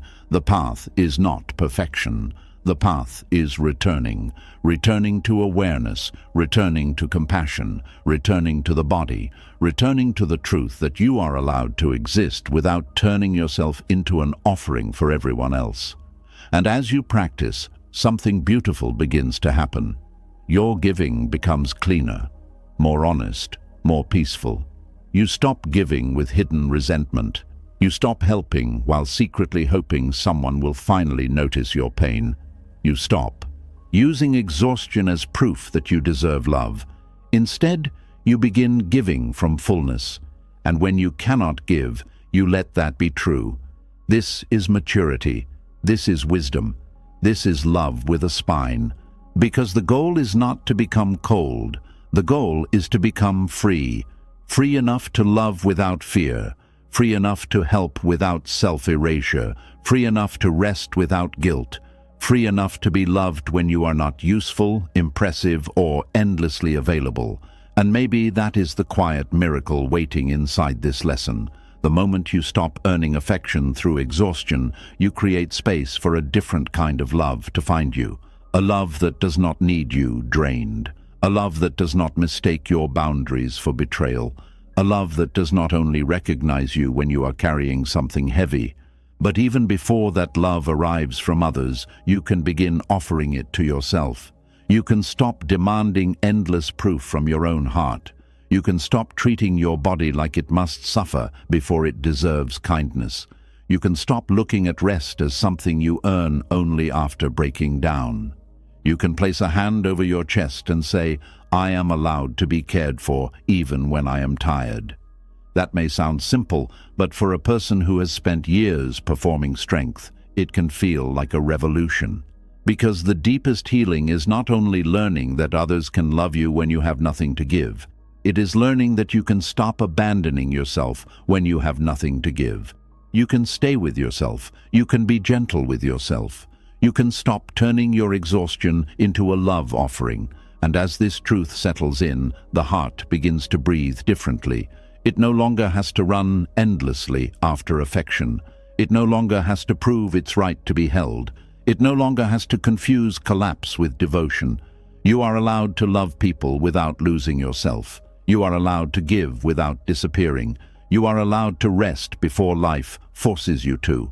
You are allowed to be loved in your quiet, tired, empty seasons. Because affection that requires your exhaustion is not the love your soul came here to find. Real love does not ask you to break yourself to be worthy of staying. And after spending so many years trying not to disappoint others, trying not to ask for too much, trying not to take up space, another painful fear often grows quietly inside the heart.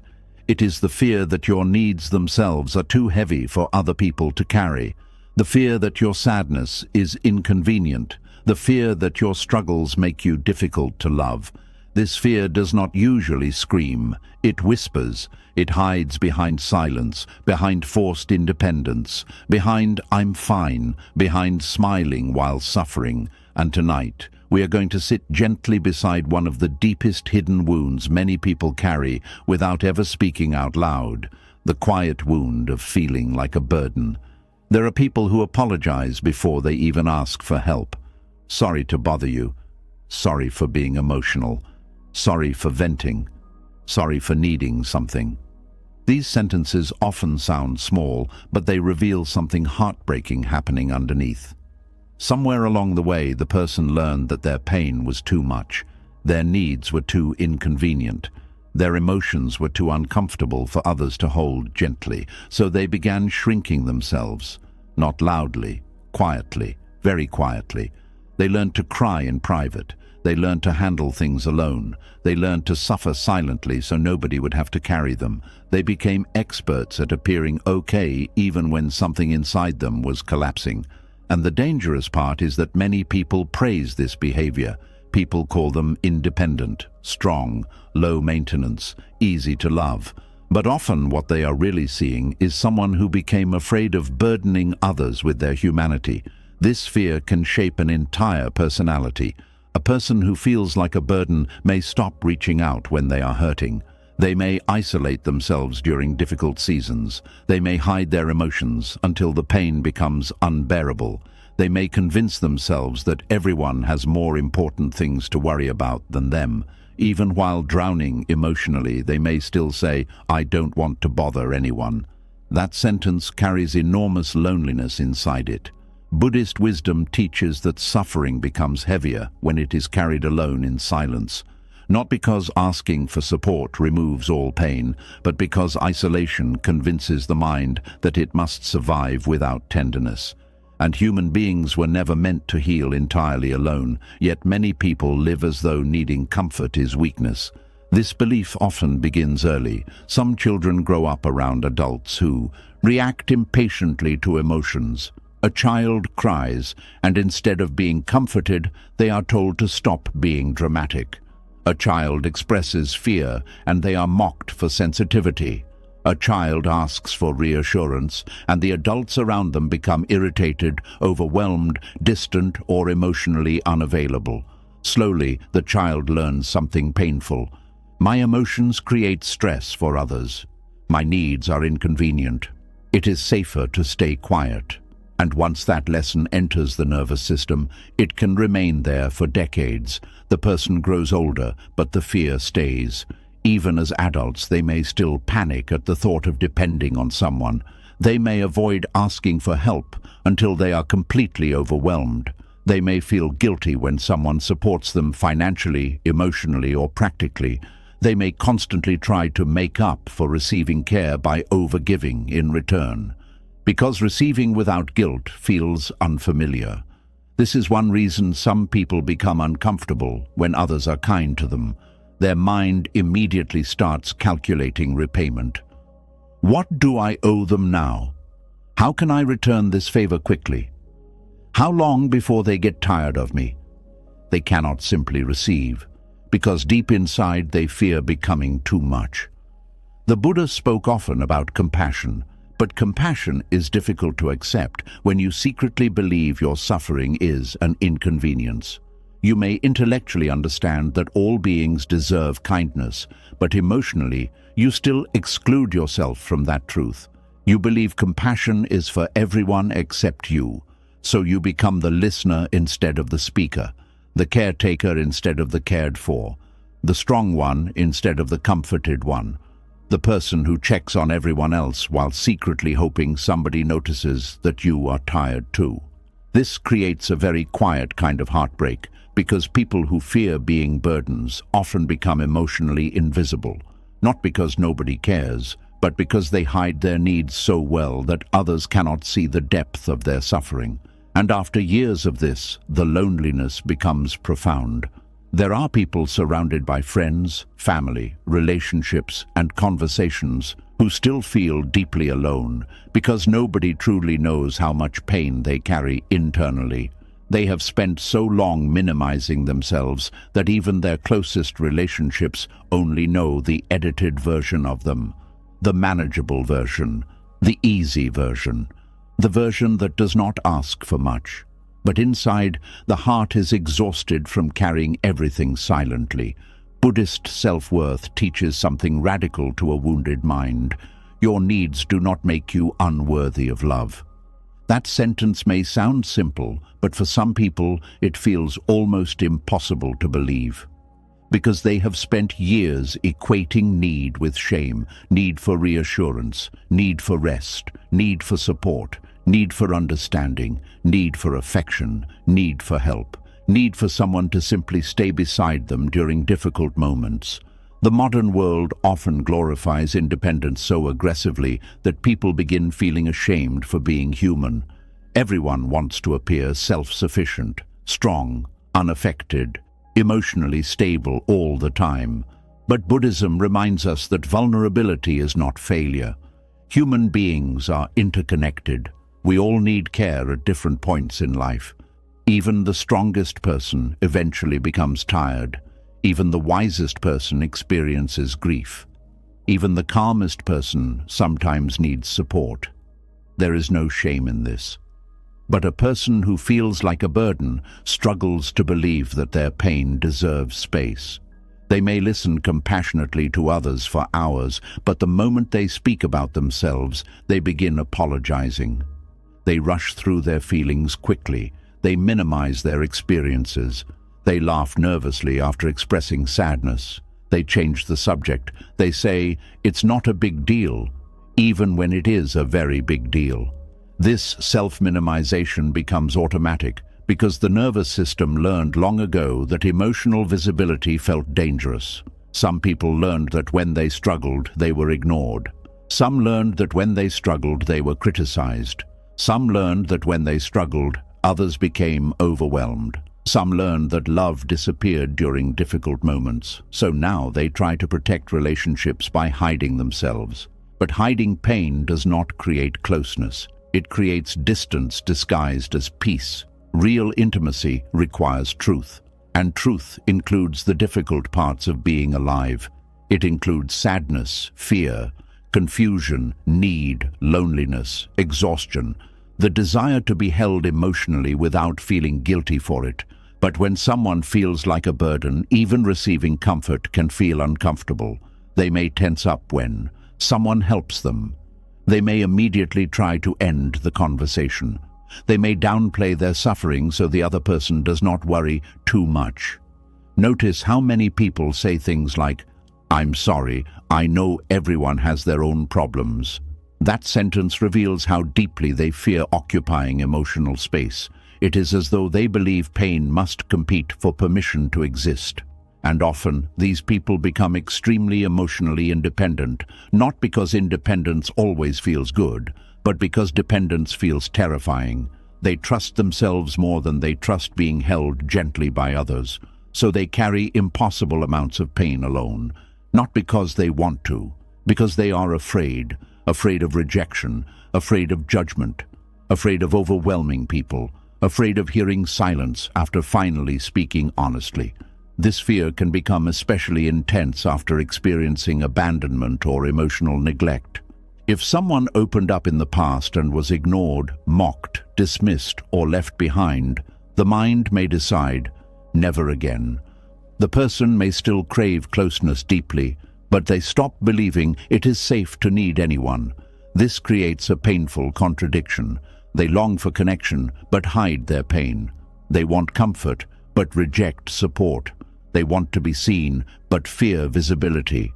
They want love, but feel ashamed of the very needs that make love possible. And slowly, they begin carrying life as though their suffering should remain invisible forever. But suffering hidden in darkness does not disappear. It grows heavier. The Buddha taught that compassion begins with recognizing suffering honestly, not denying it, not hiding it, not pretending to be above it. Recognizing it gently and truthfully. You cannot heal while constantly pretending you are okay. And yet many people feel guilty even reading that sentence because they have built their identity around not needing much from others. Perhaps you know this feeling. Perhaps you have sat alone during painful nights, convincing yourself not to text anyone because you did not want to be annoying. Perhaps you have cried quietly so nobody would hear. Perhaps you have gone through difficult moments while still comforting everybody else. Perhaps you have carried depression, grief, anxiety, heartbreak, or exhaustion silently because you believed speaking honestly would make you too heavy to love. If so, understand this gently. Your pain is not proof that you are a burden. Pain is part of being alive. Every human being suffers. Every human being eventually needs tenderness. The idea that you must always remain emotionally easy to deserve care is not wisdom. It is fear. And fear has convinced countless people to abandon themselves emotionally before anyone else even had the chance to reject them. This self-abandonment often looks invisible from the outside. You continue functioning, you continue helping, you continue smiling, but internally you stop bringing your full self into relationships. You bring only the parts that feel acceptable, the calm parts, the useful parts, the emotionally manageable parts. And over time, this creates deep emotional starvation, because the heart cannot feel truly loved while hiding half its reality.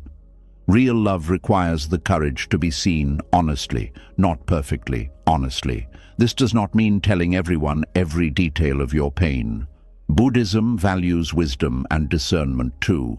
Not everyone earns full access to your vulnerability, but there is a difference between healthy discernment and total emotional isolation. A person who feels like a burden often isolates automatically. They decide for others that their pain is unwelcome before giving anyone the opportunity to respond with compassion. This is important to notice.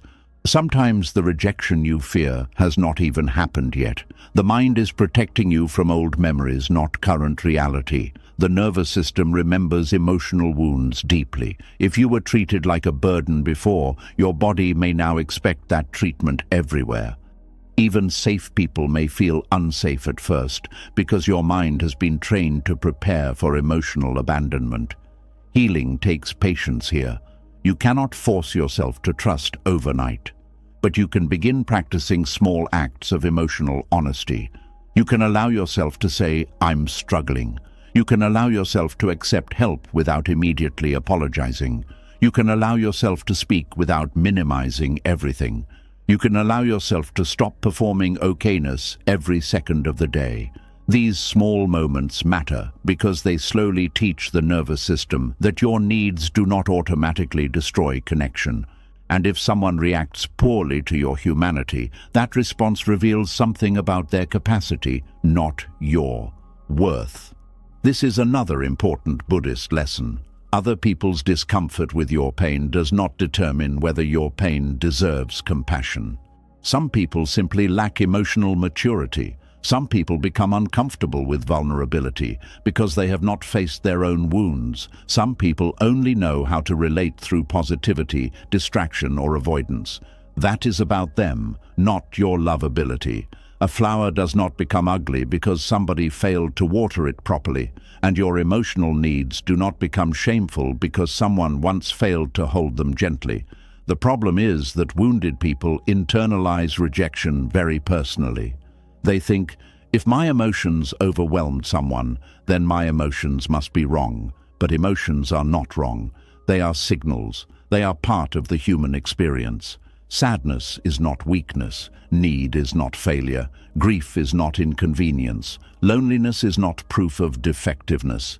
And needing support does not make you difficult to love.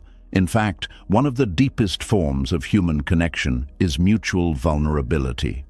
Healthy relationships are not built by one person always carrying and the other person always receiving. Real connection allows both people to be human, both people to need, both people to rest, both people to speak honestly. But a person who fears being a burden often struggles with reciprocity. They give naturally, but receiving feels emotionally dangerous. So the relationship becomes unbalanced. They become emotionally over-responsible while secretly starving for care. This imbalance eventually creates exhaustion, not because the person is weak, because the soul cannot survive forever without safe tenderness.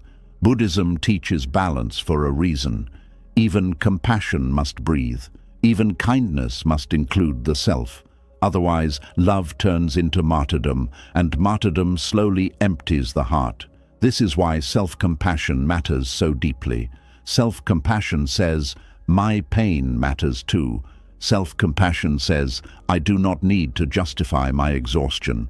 Self-compassion says, I am allowed to exist with needs. Self-compassion says, being human is not something I need to apologize for. These ideas may feel unfamiliar if you spent years surviving by being emotionally undemanding. You may even feel resistance while hearing them. Part of you may still believe that making yourself smaller protects relationships. But shrinking yourself never creates true closeness. It only creates relationships with your mask. And eventually, wearing that mask becomes unbearable. You begin craving spaces where you can exhale honestly, spaces where you do not have to monitor your emotions constantly, spaces where you can say, "I am not okay," without fearing rejection immediately afterward. That craving is not weakness. It is your nervous system longing for safety, and safety changes people profoundly. When someone finally experiences a relationship where they are not treated like a burden for having emotions, something inside them softens, their body relaxes, their voice changes, their breathing slows, they stop apologizing every few minutes, they stop panicking after opening up, they begin realizing how heavy self-silencing had become. Sometimes people cry, not because someone said something extraordinary, but because someone stayed gentle after hearing the truth. That gentleness heals, not perfectly, not instantly, but deeply, because many wounded hearts are not searching for perfection. They are searching for permission to exist without shame. And perhaps this is one of the quietest spiritual truths Buddhism offers. Your suffering does not make you less worthy of compassion, not even when it lasts a long time, not even when it is messy, not even when you are tired of yourself. You do not become a burden because you are struggling. You become human, and humans were never meant to survive only by pretending they need nothing. This does not mean becoming emotionally dependent on everyone around you. Buddhism does not encourage clinging.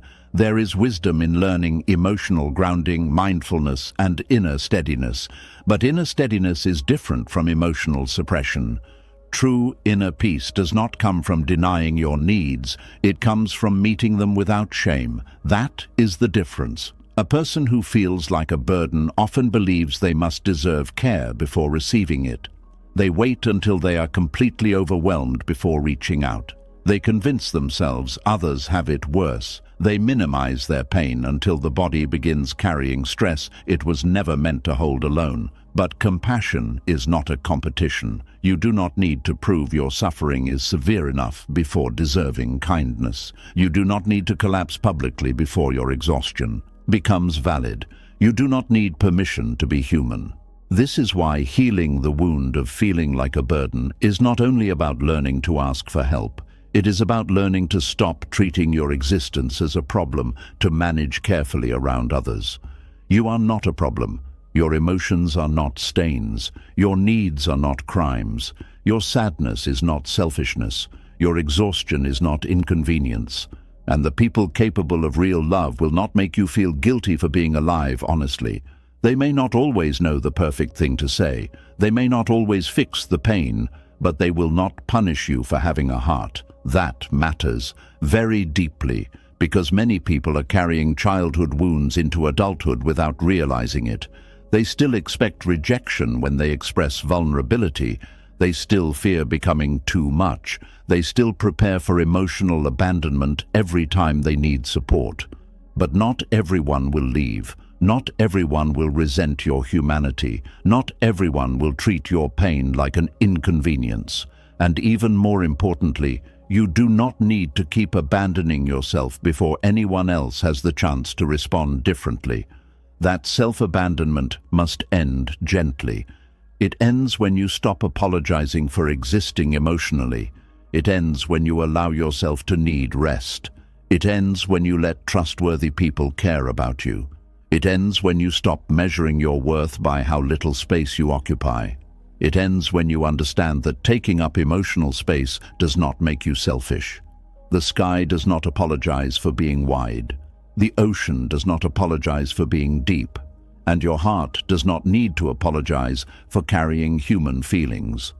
Perhaps the deepest tragedy is not that some people were treated like burdens.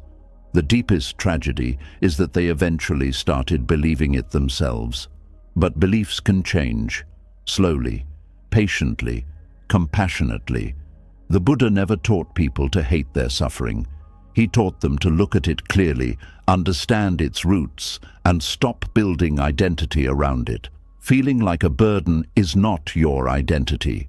It is a wound, and wounds deserve care, not shame. So tonight, if part of you still fears being too much, hear this gently. You are not difficult to love because you have needs. You are not exhausting because you feel emotions. You are not weak because you need support sometimes. You are not a burden because life became heavy. And you do not have to earn your right to be comforted by becoming silent enough for everyone else to stay comfortable around you. The heart deserves relationships where it can breathe honestly, relationships where vulnerability is not punished, relationships where support flows both ways, relationships where you are not loved only when you are easy, cheerful, useful, or emotionally convenient. Most of all, your own heart deserves to stop treating itself like a problem, because healing begins the moment you stop asking, "How small must I become so nobody leaves?" and start asking, "What would happen if I finally allowed myself to be human without shame?" That question can change a life. And perhaps for the first time in many years, it can also allow your tired heart to rest. And when a person spends too many years feeling like a burden, another dangerous belief quietly begins to grow inside them. They stop seeing their pain as temporary. They stop seeing exhaustion as a season. Slowly, they begin believing that their emptiness is who they are. This is one of the saddest things suffering can do to the human mind. It can turn a passing season into an identity. It can make a tired person believe they are permanently broken.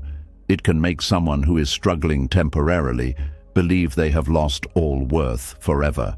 And tonight, we are going to speak gently about why your empty season is not your true identity, because many people are drowning inside moments that were never meant to define their entire existence.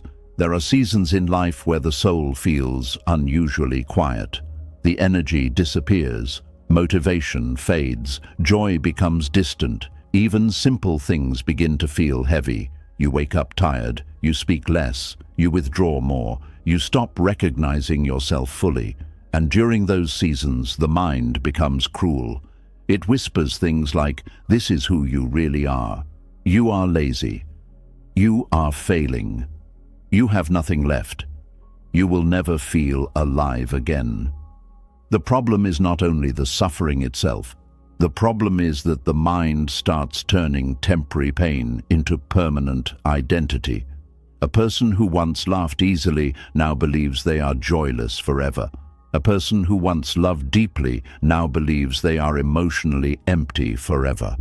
A person who once felt hopeful now believes hope itself has died inside them forever.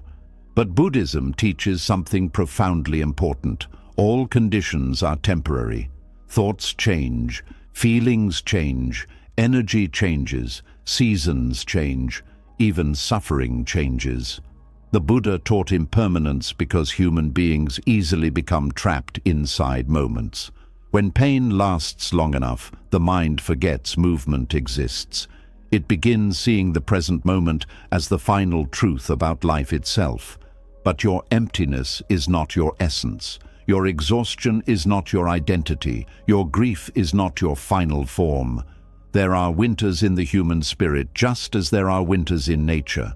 During winter, trees appear lifeless. Their branches stand bare. Their color disappears. Their fruit is gone. But the tree is not dead. It is conserving energy quietly beneath the surface. Many people do not understand this about themselves. When they enter emotionally empty seasons, they panic immediately because modern culture worships constant productivity, happiness, energy, and momentum. If you are not thriving visibly, the world often makes you feel like you are failing. So when someone enters a season of emotional heaviness, they begin comparing themselves to who they used to be. I used to be more motivated. I used to be happier. I used to have dreams. I used to feel alive.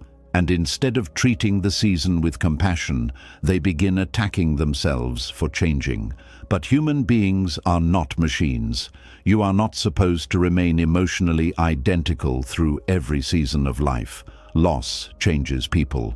Burnout changes people. Heartbreak changes people. Illness changes people. Loneliness changes people. Disappointment changes people. The problem is not that you changed. The problem is that you started believing change erased your worth. Buddhist wisdom reminds us that attachment creates suffering, and one painful attachment many people carry is attachment to a previous version of themselves. They keep mourning who they used to be instead of meeting who they are becoming with gentleness. This creates a second layer of suffering. Not only are they hurting, but they are ashamed for hurting. Not only are they tired, but they hate themselves for being tired. Not only are they struggling, but they panic that struggling means they are becoming unlovable. And this shame deepens the emptiness, because shame isolates. It convinces people to hide during difficult seasons. They stop answering messages. They stop showing up fully. They disappear emotionally because they no longer feel worthy of being seen while struggling. This is why empty seasons can become dangerous. Not because emptiness itself destroys people, but because people begin identifying with the emptiness completely. Instead of saying, "I am going through a hard season," they begin saying, "I am nothing." That difference matters deeply. A season is temporary. An identity feels permanent. The Buddha encouraged people to observe their inner world carefully because the mind constantly creates fixed stories about temporary experiences. A difficult emotion appears and the mind says, "This will never end." A painful season arrives and the mind says, "This is who you are now." But the mind is not always truthful. Sometimes the mind speaks from fear, exhaustion, and old wounds rather than wisdom. And when a person is emotionally depleted, they often lose perspective. They begin viewing themselves only through the lens of what they currently cannot do. They cannot focus like before, cannot smile like before, cannot dream like before, cannot give like before, cannot function like before. And because they live in a world obsessed with performance, they begin believing they themselves have lost value. This is why empty seasons often create identity crises. When the external things that once gave you confidence disappear, you are forced to face a terrifying question. Who am I when I am not productive, admired, energetic, useful, successful, or emotionally strong? That question can feel unbearable at first, because many people built their entire self-worth around movement, around doing, around achieving, around helping, around surviving. So when life suddenly slows them down, they feel worthless instead of wounded. But wounded and worthless are not the same thing. A person recovering from emotional exhaustion is not worthless. A grieving person is not worthless. A depressed person is not worthless. A confused person is not worthless. A tired soul is not worthless. And yet many people speak to themselves as though their difficult season erased their humanity completely. This harshness often comes from fear. Fear that they will never recover. Fear that people will leave if they remain low energy too long. Fear that rest will become permanent failure. Fear that emptiness means there is nothing meaningful left inside them. But emptiness is often not absence. Sometimes emptiness is transition. A field looks empty after harvest, but that emptiness prepares the soil for future growth. A caterpillar disappears into stillness before transformation. Even the moon disappears partially before becoming full again. Nature never panics during quiet seasons. Only humans treat rest, slowing down, or emotional emptiness as moral failure. Buddhist teaching asks us to stop fighting impermanence and begin understanding it. Everything changes. Even identity changes. The version of you that exists today is not the final version of you forever. This matters because many people lose hope too quickly during difficult seasons. They assume temporary heaviness predicts the rest of their life. But emotions move like weather, not stone. Some storms stay longer than expected, yes. Some winters feel endless. Some nights stretch painfully. But no internal state remains frozen forever. Even now, while listening to this, parts of you are changing quietly beneath the surface. Healing rarely announces itself dramatically. Sometimes healing begins as tiny shifts. You sleep slightly better one night. You laugh unexpectedly at something small. You feel calm for 5 minutes instead of 2. You answer one message you had been avoiding. You feel sunlight on your skin and notice it for the first time in weeks. These moments may seem insignificant, but they are signs of movement, signs that the soul is not dead, signs that emptiness is not permanent identity. But a person trapped in hopelessness often dismisses small healing because they are waiting to feel completely transformed immediately. If total recovery does not happen fast enough, they assume nothing is improving. This impatience creates suffering too. Buddhism teaches patience because real transformation often happens slowly, quietly, invisibly. A wound does not disappear because you demand it to heal faster.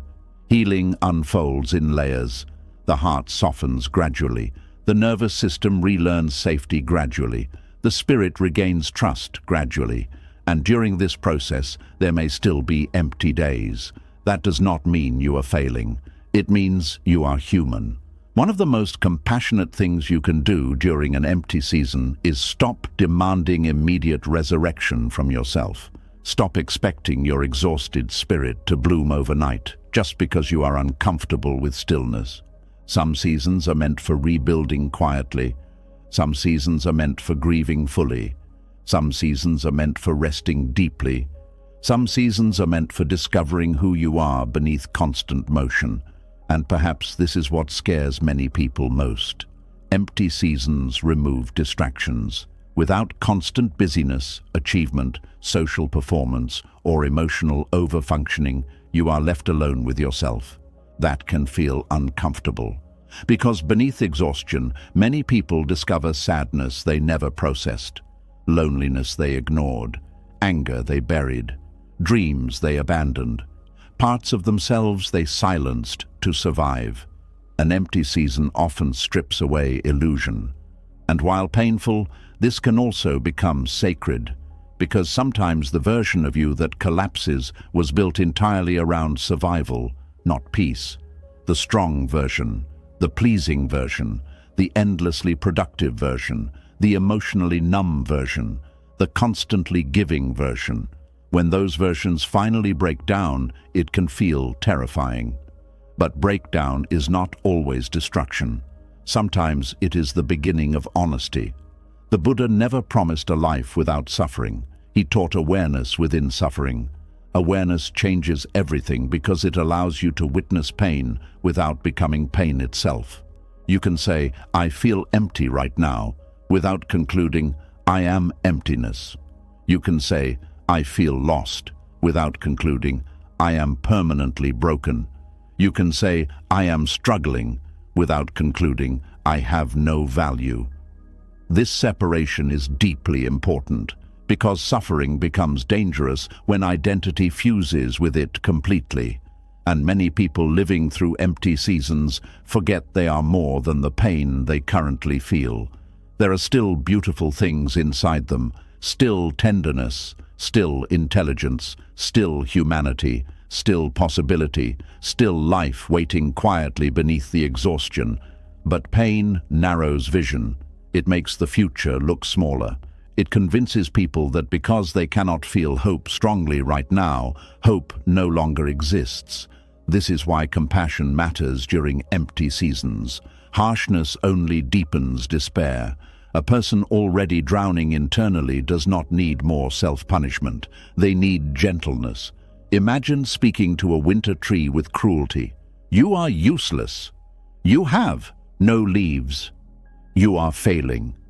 It would sound absurd because we understand seasons in nature instinctively. We know trees are not defective for resting. We know barren seasons are part of life cycles. Yet humans rarely offer themselves the same wisdom. Instead, they compare their winter to somebody else's spring. They compare their exhaustion to someone else's energy, their confusion to someone else's clarity, their stillness to someone else's success. And comparison turns temporary pain into deep shame. But Buddhist wisdom teaches that comparison is another form of suffering. Every life unfolds differently. Every heart carries different wounds, lessons, timing, and karmic experiences. Your path is not behind because it looks different right now, and your current season does not define your entire future. Many people who later become deeply compassionate, wise, grounded, and emotionally awake first walked through long seasons of emptiness. Those seasons stripped away illusions. They taught humility. They softened judgment. They deepened empathy. They forced inner transformation. Painful seasons often shape the soul in invisible ways, but while inside them it can feel impossible to believe anything meaningful is happening, especially when the world only celebrates visible success. The world praises blooming. Few people praise surviving winter, but survival matters too. Quiet endurance matters too. Choosing to stay alive emotionally during empty seasons is not weakness. Sometimes it is profound courage. There are days where getting out of bed quietly becomes courage. Answering one message becomes courage. Eating becomes courage. Breathing through loneliness becomes courage. Continuing despite emotional numbness becomes courage. But because these victories are invisible, people dismiss them. They say, "I should be doing more." No. Sometimes healing requires less doing and more allowing. Allowing yourself to be unfinished. Allowing yourself to move slowly. Allowing yourself to not have answers immediately. Allowing yourself to exist without performing brightness every second. This is incredibly difficult for people who built their worth around functionality. Empty seasons threaten their identity because they can no longer operate at previous levels, so they begin treating themselves cruelly. But cruelty cannot heal exhaustion. Only compassion can, and compassion does not mean pretending pain feels good. It means refusing to abandon yourself during pain. This changes everything, because many people are willing to stay beside others during difficult seasons, but abandon themselves immediately when they personally begin struggling. They lose patience with themselves quickly, lose tenderness quickly, lose faith quickly. But healing requires staying gentle when progress feels slow, staying compassionate when energy disappears, staying connected to your humanity even while feeling emotionally numb. The Buddha taught mindfulness partly because mindfulness anchors you in the present moment instead of catastrophic stories about the future. An empty season feels unbearable, partly because the mind keeps projecting forever. This feeling will never end. I will never recover. I will always feel this way. But those are predictions, not truth. And the exhausted mind is rarely a reliable fortune teller. There were likely moments in your past where you believed you would never survive certain pain. Yet here you are, still breathing, still listening, still searching for meaning. That matters. Your spirit may feel tired, but it is not gone. There is still something alive inside you seeking light, even if softly, even if weakly, even if quietly. And perhaps that quietness itself carries wisdom. The modern world constantly demands noise, productivity, speed, visibility, and endless self-improvement. But Buddhism often points toward stillness instead, toward presence, toward sitting beside reality without running from it immediately. An empty season may be teaching you how to stop measuring your worth through constant motion. It may be teaching you how to sit with yourself honestly. It may be teaching you that identity deeper than productivity exists. It may be teaching you that your soul deserves care even when it is not blooming beautifully for others to admire. This is difficult wisdom, but sacred wisdom. Because eventually, if you stop fighting yourself long enough, you begin noticing something surprising. Even during emptiness, life still moves gently around you. Morning still arrives, rain still falls, birds still sing, your breath still rises and falls. Tiny moments of beauty still appear quietly, and these small moments matter because they remind you that existence continues even while transformation is. unfinished. You do not need to become radiant overnight to deserve tenderness now. You do not need to become fully healed before your life has meaning again. You do not need to escape every difficult emotion before you are worthy of love. An empty season is not evidence that you failed as a human being. It is a season, and seasons move. That movement may feel painfully slow sometimes, but slowness is not permanence. One day, perhaps quietly, you will notice something changing. The heaviness lifting slightly, the numbness softening, the laughter returning unexpectedly, the hope appearing in small flashes, the desire to reconnect with life returning gently. And when that day comes, you may realize something important. You were never emptiness itself. You were a human being passing through emptiness. There is a difference, a very important difference. Because your true identity was never your sadness, your burnout, your confusion, your loneliness, your grief, your depression, your fear, or your exhaustion. Those experiences affected you deeply, yes, but they are weather passing through the sky of your awareness, not the entire sky itself. Buddhism teaches that beneath changing conditions, there is awareness observing them all. The thoughts change, the emotions change, the seasons change, but awareness remains. And if awareness remains, then transformation remains possible too. So do not rush to define yourself by your lowest season. Do not look at temporary emptiness and call it your final truth. Do not confuse stillness with failure. Do not confuse exhaustion with worthlessness. Do not confuse emotional winter with permanent death of the soul. The tree resting in winter is not failing. The ocean during low tide is not empty forever. The moon disappearing partially has not lost its existence, and you too are more than the season you are currently surviving. Even now, beneath the tiredness, beneath the fear, beneath the heaviness, something inside you is still quietly alive, still worthy, still becoming, still waiting patiently for spring. And once a person begins understanding that their empty season is not their true identity, another quiet challenge appears almost immediately. Even when love, kindness, or support finally arrives, many wounded hearts still struggle to accept it fully. Their hands know how to give. Their minds know how to survive. But their nervous system does not know how to receive without guilt. So tonight, we are going to speak softly about one of the most difficult spiritual practices for people who spent their lives earning love through usefulness, the practice of receiving without apologizing. There are people who say thank you with tension in their voice, not because they are ungrateful, because they feel ashamed for needing anything at all. Someone offers help, and immediately the apology appears. Sorry to ask. Sorry for the trouble. You really didn't have to. I'll pay you back. I owe you. Even kindness becomes emotionally heavy because the person receiving it secretly believes their needs create inconvenience. This wound runs deep. Some people can spend years giving love freely while feeling deeply uncomfortable whenever love flows back toward them.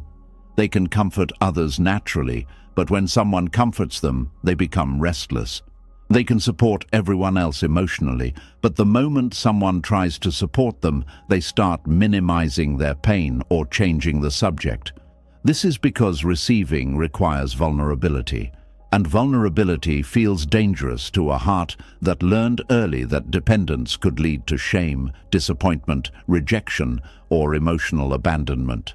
Buddhist wisdom teaches balance in all things. Breathing itself teaches balance. You inhale, you exhale. Life flows through receiving and giving together. But many wounded people only feel safe in the giving position. Giving allows control. Giving allows usefulness. Giving feels safer than admitting need. Receiving, however, exposes something tender. It reveals that you are human too, that you also become tired, that you also need support, that you cannot carry life entirely alone forever. And for some people, that realization triggers deep fear, because somewhere in their past, receiving may have come with conditions. Perhaps kindness was later used against them. Perhaps help came with guilt attached. Perhaps affection disappeared once they needed too much. Perhaps vulnerability was mocked. Perhaps dependence created disappointment. So now the nervous system stays guarded, even during love, even during care, even during genuine compassion. The body remains tense because it has learned to associate receiving with emotional risk. This is why some people struggle to accept compliments. Someone says something kind, and immediately they deflect it. It's nothing. I'm not really that good. You're just being nice. Instead of allowing kindness to land softly, they push it away almost automatically. Not because they dislike kindness, because they do not know what to do with it. Their inner world has become so organized around earning that freely receiving feels almost suspicious. And this creates deep loneliness, because love cannot fully enter a heart that constantly rejects nourishment out of fear. The Buddha taught that attachment and aversion both create suffering.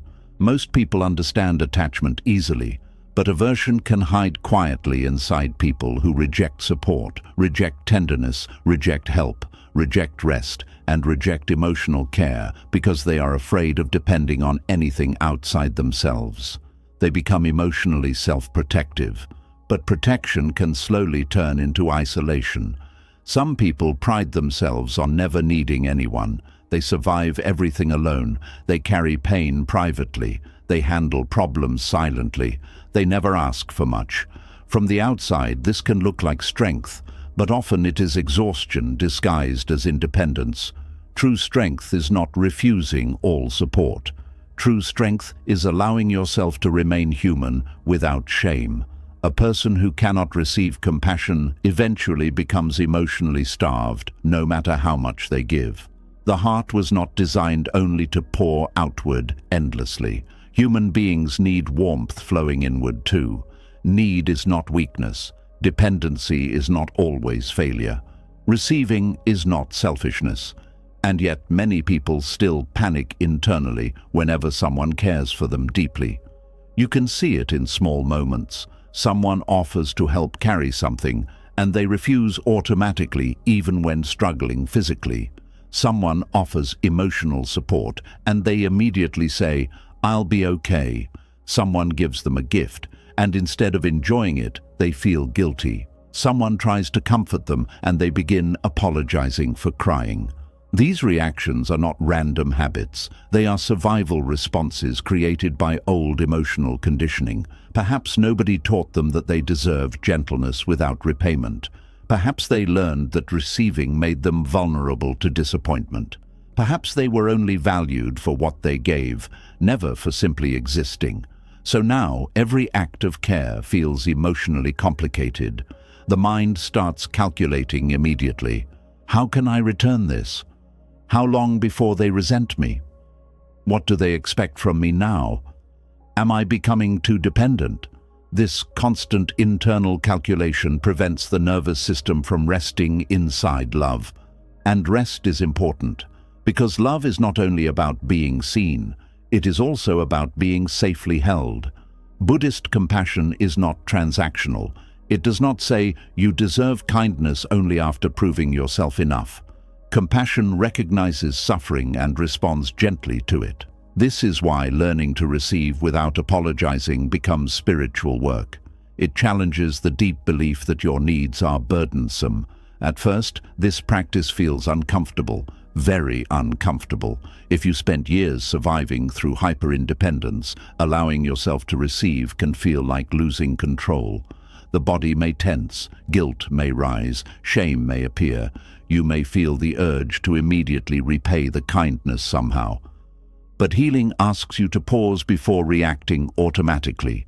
Pause before apologizing. Pause before rejecting support. Pause before minimizing your pain. Pause before convincing yourself that you must immediately earn back the care you just received. That pause creates awareness, and awareness changes everything. You begin noticing how quickly your mind turns tenderness into debt. You begin noticing how difficult it is for you to simply let someone be kind. You begin noticing how uncomfortable softness feels after years of emotional survival mode. This noticing matters because it reveals how deeply the wound lives inside the body. Many people think they have self-worth because they function well externally, but self-worth becomes truly visible in how comfortably you receive care when you are weak, tired, uncertain, emotional, or struggling. Can you receive help without shame? Can you receive love without immediately trying to earn it back? Can you receive support without apologizing for existing? These questions reveal profound truths about the relationship you have with yourself. Some people can work endlessly for others, but cannot sit still while someone else cares for them for 5 minutes. That imbalance reveals a nervous system trained for survival, not peace. And Buddhist practice is deeply connected to peace. Not the performance of peace, actual inner softness, actual trust, actual willingness to exist without constantly defending your worthiness. This is difficult because many wounded hearts secretly believe they become dangerous when needy. They fear becoming too much, so they try to manage their humanity carefully. They ration their emotions. They avoid asking for reassurance. They avoid depending on anyone emotionally. But eventually, this self-containment becomes lonely. The heart becomes exhausted from holding itself together all the time. And ironically, the more a person refuses to receive support, the more emotionally depleted they often become. Not because they are weak, because human beings are relational creatures. Even monks in Buddhist communities practice interdependence. They meditate together, eat together, support one another. Wisdom does not teach emotional isolation. It teaches freedom from unhealthy attachment, not freedom from human connection itself. This distinction matters. Some people confuse emotional numbness with enlightenment. They think needing nobody makes them spiritually strong. But shutting down the need for tenderness often creates hidden suffering. The goal is not emotional starvation. The goal is balanced compassion, balanced love, balanced presence, giving and receiving flowing naturally together. Think about nature for a moment. The earth receives rain, trees receive sunlight, flowers receive water, the lungs receive air. Nothing alive survives by giving only. Receiving is part of life itself, yet many people treat receiving as moral weakness. Why? Because somewhere along the way they connected self-worth to self-sufficiency. If I need help, I failed. If I lean on someone, I am weak. If I cannot handle everything alone, I am disappointing. But these beliefs create enormous emotional pressure. They force people into impossible levels of independence that slowly disconnect them from intimacy. Because intimacy requires mutuality. Mutuality means both people matter, both people give, both people receive, both people carry sometimes, both people rest sometimes. A relationship where only one person gives endlessly eventually becomes emotionally imbalanced. And often, the giver secretly hopes someone will eventually notice their exhaustion without them having to ask. But unspoken pain cannot always be seen clearly. This is why vulnerability matters, not dramatic oversharing, honest humanity. Being able to say, I need support right now. Being able to say, I'm tired. Being able to say, I cannot carry this alone today. These sentences sound simple, but for someone who fears being a burden, they can feel terrifying, because speaking need aloud risks rejection. But hiding need creates silent suffering, and silent suffering often becomes identity over time. The Buddha taught that clinging creates pain. One form of clinging is clinging to the image of being endlessly strong. Some people are so attached to appearing capable that they deny themselves basic emotional nourishment. They become emotionally dehydrated while trying to look invulnerable. But invulnerability is not peace. Peace allows tenderness. Peace allows honesty. Peace allows the nervous system to unclench. And sometimes the nervous system only begins unclenching when it finally experiences safe receiving. Safe receiving changes people slowly. The first time someone helps you without shaming you. The first time someone stays patient while you cry. The first time someone listens without rushing to fix or judge. The first time someone says, "You do not have to handle this alone." These moments can feel strangely emotional because they challenge old beliefs. The body expects rejection, but kindness remains. The mind expects punishment, but gentleness remains. And slowly, the nervous system begins learning a new truth. Maybe my needs do not automatically destroy love. This relearning takes time. A person conditioned by emotional neglect does not suddenly relax overnight. They may still apologize frequently, still minimize themselves, still struggle with guilt after receiving help. That is okay. Healing is not perfection. Healing is practice, the practice of allowing yourself to be supported, allowing kindness to land, allowing rest without immediate repayment, allowing someone to care for you without turning the moment into a debt contract. This last part is especially important. Many wounded people turn every act of kindness into emotional debt. Someone helps them once, and immediately they feel pressure to give back excessively. They feel uncomfortable until balance is restored. But real love is not bookkeeping. Healthy relationships naturally flow back and forth over time. Sometimes one person carries more, sometimes the other does. Seasons change, energy changes, needs change, love breathes. It is not calculated moment by moment. This is why receiving without apologizing is deeply connected to trust. Trust that you do not need to constantly purchase your place in people's hearts. Trust that support does not automatically create burden. Trust that your humanity is not an inconvenience. Trust that being cared for does not make you weak. Many people have never fully trusted these truths before, so they continue exhausting themselves trying to stay ahead of need, trying to stay impressive enough, trying to stay emotionally manageable enough, trying to stay self-sufficient enough. But eventually life humbles every human being. Everyone reaches seasons where they cannot carry everything alone. Illness humbles people, grief humbles people, burnout humbles people, loss humbles people, depression humbles people, aging humbles people. And during these seasons, receiving becomes unavoidable. This is where Buddhist wisdom becomes compassionate. It does not shame human limitation. It does not demand perfection. It recognizes vulnerability as part of existence itself. You were never supposed to become a machine incapable of needing warmth. You were never supposed to earn every drop of tenderness through suffering. You were never supposed to apologize for being alive honestly. And yet so many people still whisper sorry every time they take up emotional space. Sorry for crying, sorry for resting, sorry for needing reassurance, sorry for asking for help. Sorry for existing imperfectly. This constant apologizing slowly trains the mind to believe your humanity itself is problematic. But your humanity is not a mistake. Your exhaustion is not a moral failure. Your need for comfort is not weakness. And perhaps the deepest healing begins the moment you stop saying sorry for things that deserve compassion instead. Instead of sorry for crying, perhaps your heart learns to say, "Thank you for listening." Instead of sorry for needing help, perhaps it learns to say, "I appreciate your support." Instead of sorry for struggling, perhaps it learns to say, "I'm going through something difficult right now." These small language shifts matter because words shape identity. Constant apology reinforces shame. Gentle honesty reinforces self-worth.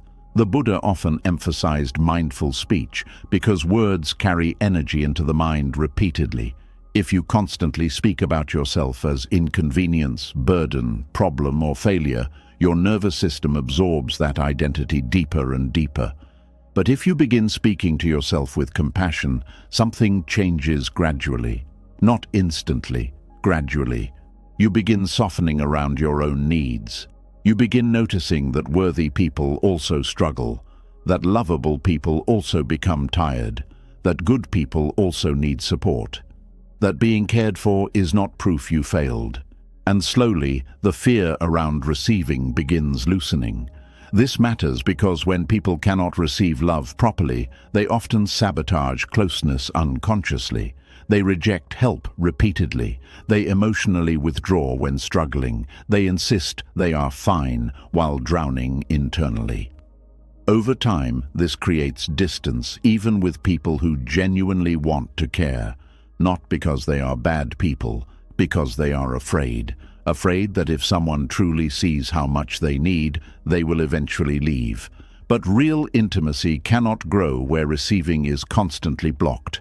Love needs openings, small openings, openings where the heart says, "I trust you enough to let you see my humanity." That trust is sacred, and Buddhism teaches that sacredness often exists in simple moments of awareness and presence. A quiet conversation, a hand held gently, a meal shared, tears witnessed without judgment, silence shared without fear. These moments nourish the soul deeply because they remind us we are not meant to survive entirely alone. Isolation hardens people. Safe receiving softens them again. A person who finally learns to receive without shame begins changing slowly. They stop proving constantly. They stop panicking every time they need rest. They stop apologizing for every emotion. They stop treating care as something they must earn through suffering first. Instead, they begin understanding something beautiful.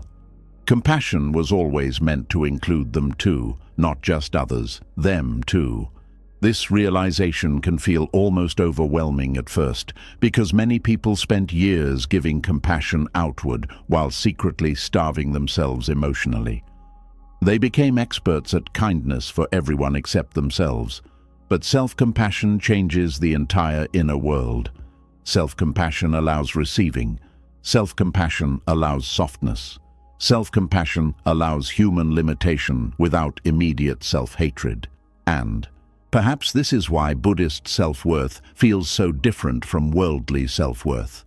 The world says, prove your value constantly. Compassion says, your humanity already matters. The world says, earn your place. Compassion says, you belong here too. The world says, do not need too much. Compassion says, needs are part of being alive. This does not mean becoming passive or dependent. Buddhism still values awareness, responsibility, and inner steadiness. But steadiness is not emotional starvation.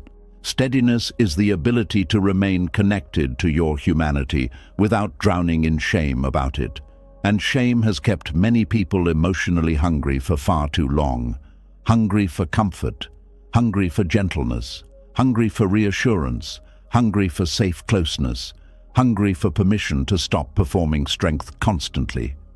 The tragedy is that many people are surrounded by potential love, but cannot absorb it because their nervous system still believes they must deserve every ounce of care. But love is not nourishment only for the perfect. Love is nourishment for the tired too, for the grieving too, for the confused too, for the emotionally overwhelmed too, for the unfinished too. And this includes you, even now, even during healing, even during struggle, even during emptiness. You do not need to become completely whole before allowing tenderness to reach you. You do not need to finish every inner battle before deserving support. You do not need to apologize every time someone chooses to care about you. Sometimes the healthiest thing you can do is simply receive. Receive the compliment, receive the help, receive the kindness, receive the rest, receive the moment of care without immediately trying to shrink yourself afterward. At first, this may feel unnatural, but over time your nervous system begins understanding something it perhaps never learned fully before. Love does not always need to be earned through suffering. Sometimes love arrives gently because your existence itself matters. And perhaps the deepest lesson hidden inside receiving is this: Allowing yourself to be cared for does not make you weak. It makes you human. A human being finally learning that tenderness does not have to be paid for with exhaustion. A human being finally learning to stop apologizing for having a heart. A human being finally understanding that compassion was never meant to stop at everyone else and disappear before reaching them. You too deserve to be held gently by life sometimes, without guilt, without panic, without apology. And maybe, slowly, your tired soul can begin believing that. And when a person finally begins learning how to receive love without apologizing, another hidden truth slowly rises to the surface. Many people are not only afraid of being unloved, they are terrified of being abandoned once others see their ordinary human self beneath all the effort, usefulness, pleasing, and emotional performance. So they begin shaping themselves constantly around what they think will make people stay. This is where attachment quietly enters the heart and turns love into fear. And tonight, we are going to speak gently about how attachment makes you believe you must perform to be kept, because countless people are exhausted from acting lovable instead of simply allowing themselves to be loved. There is a painful kind of anxiety that follows people into relationships without them fully understanding why. They overthink small changes in tone. They panic when someone becomes distant. They replay conversations in their mind repeatedly. They study people's reactions carefully, trying to avoid saying the wrong thing, needing the wrong thing, or becoming the wrong version of themselves. From the outside, it may look like overthinking, but beneath it is usually fear. Fear that love is unstable. Fear that affection disappears easily. Fear that if they stop performing correctly, people will leave. This fear often begins long before adulthood. Some people grew up in environments where love felt inconsistent. One day there was warmth, another day there was distance. One moment there was praise, another moment there was criticism, withdrawal, silence, or emotional coldness. The child never fully understood what made love stay or disappear, so they became hyper-aware, hyper-careful, hyper-vigilant. They learned to study moods, to adjust quickly, to avoid mistakes, to become emotionally useful, to become agreeable, to become impressive, to become whatever version of themselves seemed safest in order to preserve connection. And over time, this survival strategy becomes attachment, not healthy connection, fear-based attachment. The Buddha taught that attachment creates suffering because attachment clings desperately to things it fears losing. A person attached to approval does not simply enjoy love, they anxiously monitor it. They become terrified of changes. Every interaction becomes emotionally loaded because they are not just seeking connection, they are seeking security. And security built on performance is always fragile, because no human being can perform perfectly forever. Eventually, exhaustion appears, authentic feelings appear, needs appear, limits appear, and the person begins fearing that these human realities will cost them love. So they perform harder. They become extra accommodating, extra patient, extra available, extra understanding, extra forgiving, extra emotionally manageable. They smile when hurt. They stay calm when overwhelmed. They hide jealousy, sadness, fear, disappointment, and anger because they secretly believe difficult emotions make them harder to keep. This is one of the quiet tragedies attachment creates. It convinces people they must become emotionally convenient to deserve connection. And after years of this, they no longer know whether people love the real them or the carefully controlled version designed to avoid abandonment. This creates enormous internal loneliness, because performing closeness is not the same as experiencing safety. A person can be deeply loved externally while still feeling internally terrified that one mistake could destroy everything. That fear changes behavior constantly. Some people overgive in relationships because they fear becoming forgettable. Some become perfectionists because they fear disappointment. Some suppress needs because they fear being too much. Some avoid conflict completely because they fear rejection more than dishonesty. Some become emotionally dependent because they cannot soothe their own fear of abandonment internally. All of these patterns grow from attachment mixed with insecurity. The mind becomes obsessed with maintaining connection at any cost, and eventually the self begins disappearing underneath all the performance. Buddhist wisdom asks us to observe attachment carefully because attachment often disguises itself as love while secretly creating suffering underneath. Love says, "I care about you deeply." Attachment says, "I need you to stay so I can feel safe." One feels spacious, the other feels desperate. One allows authenticity, the other pressures performance. This difference matters deeply because many people mistake emotional anxiety for love itself. They think obsession means depth. They think constant fear means passion. They think emotional instability means intimacy. But fear is not intimacy. Fear simply feels intense. Real love allows breathing room. Attachment creates constant emotional tension. You can often feel this tension physically. Tightness in the chest, anxiety while waiting for replies, panic during emotional distance, exhaustion from constantly monitoring another person's mood. The nervous system remains alert because attachment has convinced the mind that survival depends on maintaining connection perfectly. This is why attached people often struggle to relax fully inside relationships. Even during happy moments, part of them remains vigilant. Are they losing interest? Did I say something wrong? Am I still enough? What if they leave?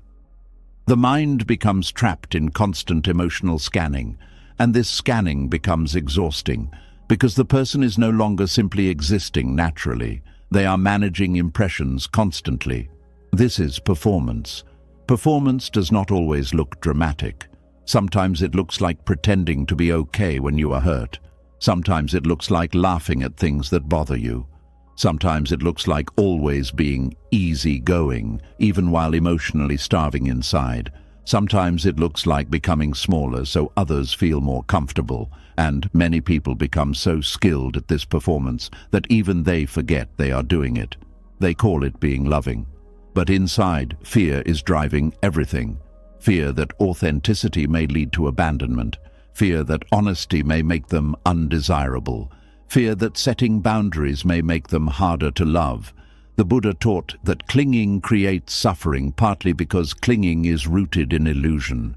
One painful illusion is believing that love can only survive if you constantly control yourself into lovability. But authentic connection cannot grow where the self is constantly edited for survival. Eventually, something inside becomes tired. Very tired. Tired of pretending not to need reassurance. Tired of over-explaining. Tired of overthinking. Tired of emotionally shape-shifting to fit what others prefer. Tired of monitoring every interaction. Tired of earning closeness through perfection. And this exhaustion often becomes the beginning of awakening, because the soul eventually realizes something important. If people only stay connected to your performance, then they never truly met you fully in the first place. That realization can feel painful, but also freeing, because it begins separating real love from attachment-driven survival. Real love does not require constant emotional acrobatics. Real love does not make you feel like your worth depends on endless emotional management. Real love does not disappear the moment you become imperfect, tired, emotional, uncertain, or human. Attachment, however, constantly fears loss, and fear transforms relationships into emotional tests. This is why attached people sometimes become addicted to validation. Compliments feel like temporary relief. Reassurance calms anxiety briefly. Attention feels soothing, but the calm never lasts long because attachment is not healed by external reassurance alone. The wound lives deeper. The wound says, "I am not safe unless I am constantly wanted." So even when love exists, fear continues. This is important to understand compassionately. People trapped in attachment are not weak or foolish. Most of them learned early that connection could disappear unpredictably. Their nervous system adapted for survival. They became hyper-attuned to emotional shifts because at some point in life, emotional shifts genuinely felt dangerous. Perhaps affection was withdrawn suddenly in childhood. Perhaps they experienced abandonment. Perhaps they were loved inconsistently. Perhaps they learned they had to earn attention through achievement, obedience, or emotional caretaking. So now, love feels unstable, conditional, temporary, something that must be carefully protected through performance. This creates enormous emotional pressure. The attached person may constantly ask themselves, how do I stay lovable? How do I prevent rejection? How do I avoid becoming unwanted? And without realizing it, they begin constructing a version of themselves designed entirely around keeping connection alive. This version may look impressive externally, helpful, understanding, successful, emotionally available, easygoing, but internally, the person may feel terrified of relaxing into authenticity, because authenticity risks disapproval, and attachment fears disapproval intensely. Buddhist practice encourages awareness, because awareness allows us to notice when fear is controlling behavior. Without awareness, attachment patterns operate automatically. The person keeps performing without questioning why. They keep overgiving, keep over-explaining, keep self-abandoning, keep trying to become perfect enough to finally feel secure. But no level of perfection creates lasting emotional safety, because the real wound was never about performance, it was about fear of abandonment. And fear of abandonment cannot fully heal through endless pleasing. It heals through deeper self-understanding, compassion, and learning that your worth exists independently from whether someone chooses to stay or leave. This is difficult wisdom, very difficult, because attached hearts often build identity around being chosen. Rejection feels catastrophic because it triggers old wounds of unworthiness.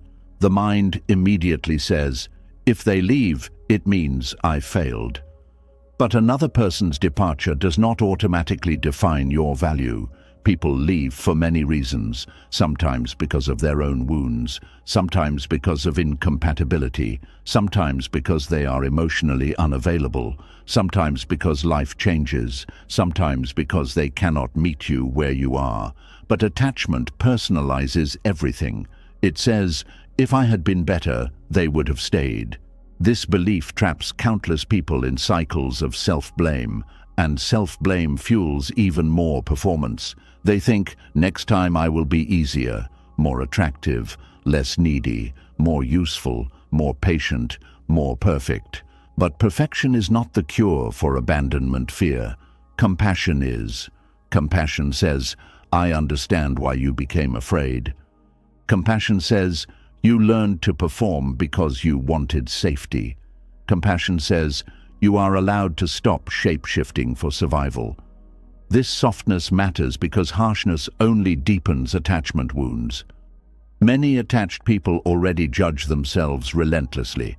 They call themselves needy, emotional, weak, clingy, or broken. But beneath those labels is usually a frightened nervous system longing for consistency and care. Healing begins when you stop shaming the fear and start understanding it gently. Ask yourself honestly, when do you perform most intensely? Do you become extra helpful when afraid someone may leave? Do you become quieter when sensing disapproval? Do you suppress needs to appear easier to love? Do you overwork to feel worthy? Do you constantly try to become better so nobody abandons you? These questions reveal where attachment is shaping your identity, and awareness creates choice. Without awareness, fear keeps controlling the relationship silently. With awareness, you begin noticing when you are abandoning yourself to preserve connection. That noticing can feel heartbreaking at first. You realize how often you ignored your own truth just to avoid rejection. How often you tolerated discomfort silently. How often you changed yourself to maintain affection. How often you measured your worth by another person's consistency. But this realization is not meant to create shame. It is meant to create freedom. Because once you see the pattern clearly, you can begin loosening it gently. You can begin telling the truth more often. You can begin expressing needs honestly. You can begin allowing disagreement without panicking immediately. You can begin letting relationships reveal their real strength instead of constantly holding them together through performance alone. This is terrifying initially because attachment fears what authenticity might reveal. What if they leave when they see the real me? But another question matters too. What if constantly performing is preventing real love from reaching me fully? That question changes everything, because real love cannot fully touch a masked self. If someone only experiences the edited version of you, then intimacy remains incomplete. True intimacy requires visibility, not flawless visibility. Honest visibility, being seen tired, being seen uncertain, being seen emotional, being seen human, and surviving that visibility without abandonment begins healing attachment slowly. This does not mean every relationship becomes safe automatically. Some people truly are emotionally inconsistent. Some relationships genuinely are unhealthy. Buddhist wisdom does not encourage blind attachment to harmful situations. But it does encourage awareness of how fear shapes behavior. Fear says, become whatever keeps them here. Wisdom says, do not lose yourself trying to prevent every possible loss. This is profound because attachment often convinces people that losing connection would destroy them completely. But human beings are more resilient than fearful minds believe. Painful endings hurt deeply, yes. Loss hurts. Rejection hurts. Distance hurts, but self-abandonment hurts too. And many people spend years abandoning themselves slowly while trying desperately to keep others close. Eventually the soul becomes exhausted from this negotiation, exhausted from trading authenticity for temporary emotional security, exhausted from performing worthiness constantly, exhausted from monitoring every emotional shift, exhausted from trying to become impossible versions of lovable. And perhaps this exhaustion itself becomes grace, because it pushes the person toward deeper truth. The truth that attachment built on fear cannot provide lasting peace. Only grounded self-worth can. Grounded self-worth changes relationships completely. A person with grounded self-worth still loves deeply, but they no longer believe they must erase themselves to maintain connection. They no longer perform endlessly to earn belonging. They no longer see every disagreement as evidence of abandonment. They begin understanding something important. Love cannot thrive where fear controls everything. Love needs honesty, breathing room, boundaries, authenticity, mutual respect, and most importantly, inner stability that does not collapse every time another person changes emotionally. This stability is not coldness. It is calm rootedness. It says, I can love you deeply without losing myself completely. That is mature love. Buddhism teaches non-attachment not because connection is wrong, but because clinging creates suffering. Non-attachment does not mean emotional numbness. It means loving without making your entire identity dependent on controlling another person's presence. It means allowing relationships to breathe, allowing yourself to remain whole even during uncertainty, allowing your worth to exist independently from another person's choices. This is liberating, because once you stop performing constantly, something surprising happens. You begin discovering who you actually are beneath survival, your real preferences, your real emotions, your real limits, your real needs, your real voice. For some people, this feels unfamiliar at first because they spent years adapting themselves around others emotionally. But slowly, authenticity becomes safer than performance, and peace begins growing where anxiety once lived. The nervous system relaxes slightly, the constant emotional scanning softens, the obsession with being enough weakens, not instantly, gradually. Healing attachment is gradual because attachment formed over years. The body needs repeated experiences of safety, honesty, and self-compassion before it fully relaxes. There may still be moments of fear, moments of insecurity, moments where old performance patterns return automatically. That does not mean failure. It means you are human. The goal is not becoming perfectly unattached overnight. The goal is becoming aware enough to stop sacrificing your entire self at the altar of abandonment fear. And this awareness changes relationships profoundly. You stop asking, "How do I keep them?" and begin asking, "Can I remain honest while loving?" You stop asking, "How do I avoid rejection completely?" and begin asking, "Can I stay connected to myself even during uncertainty?" You stop asking, "How do I become more lovable?" and begin asking, "Why did I believe I needed constant performance to deserve love in the first place?" That last question often opens deep healing, because many people eventually realize they were never performing for love alone. They were performing for safety, for survival, for protection from old wounds. And once that truth is seen compassionately, the nervous system can slowly stop fighting so hard. The performance softens, the mask loosens, the breath deepens, and the heart begins understanding a quieter truth. You do not need to audition endlessly for your place in love. You do not need to become emotionally flawless to deserve closeness. You do not need to constantly earn your right to stay connected. You are allowed to exist imperfectly without fearing immediate abandonment every time. This does not mean everyone will stay forever. Impermanence remains part of life. But your worth does not disappear simply because someone leaves. Your value is deeper than another person's capacity to remain, and perhaps that is one of the most healing truths Buddhism offers the attached heart. You are already whole beneath the fear, already worthy beneath the performance, already deserving of love beneath all the exhausting effort to become keepable. You do not need to spend your entire life shape-shifting to prevent loss. You do not need to perform endlessly to prove you deserve tenderness. Real love does not require you to erase yourself to survive it. Real love allows you to breathe. And perhaps, slowly, your tired heart can begin learning how to breathe again too. And once the heart begins understanding that it does not have to perform endlessly to be kept, another difficult truth slowly appears.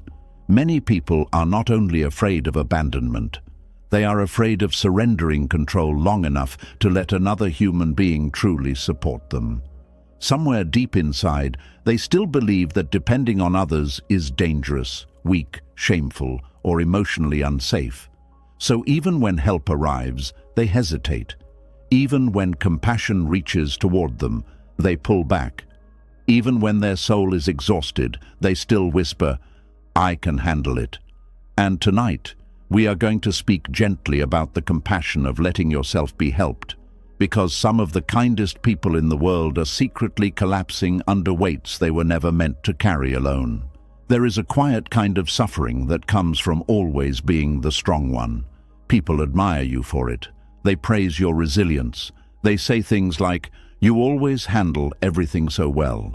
But what they do not see is the exhaustion hidden underneath that image. They do not see how many nights you sat alone trying to hold yourself together silently, because asking for help felt harder than suffering alone. Many people become addicted to self-reliance, not because it feels peaceful, but because it feels safer than vulnerability.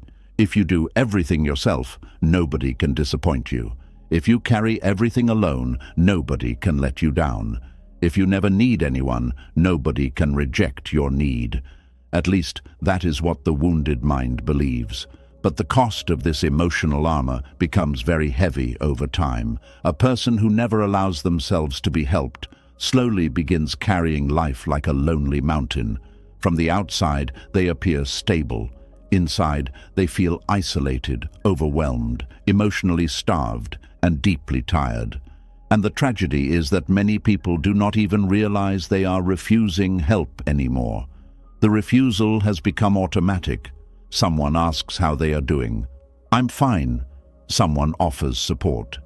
"It's okay," "I got it." Someone notices their exhaustion. "I'm just tired. Don't worry about me." These responses may sound harmless, but often they are protective walls built from old emotional wounds. Perhaps the person once asked for help and was ignored.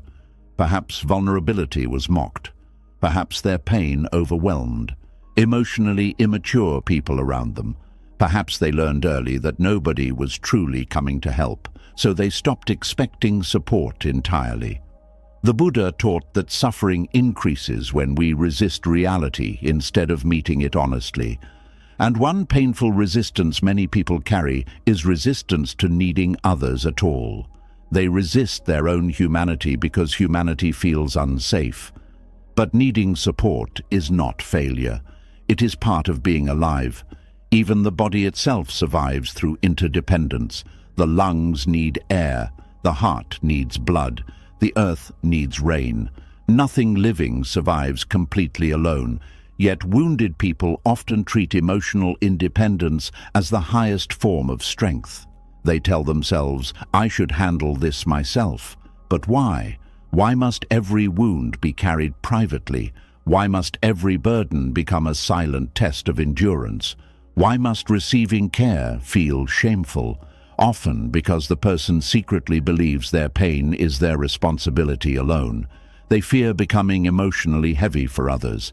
They fear inconvenience. They fear rejection. They fear appearing weak.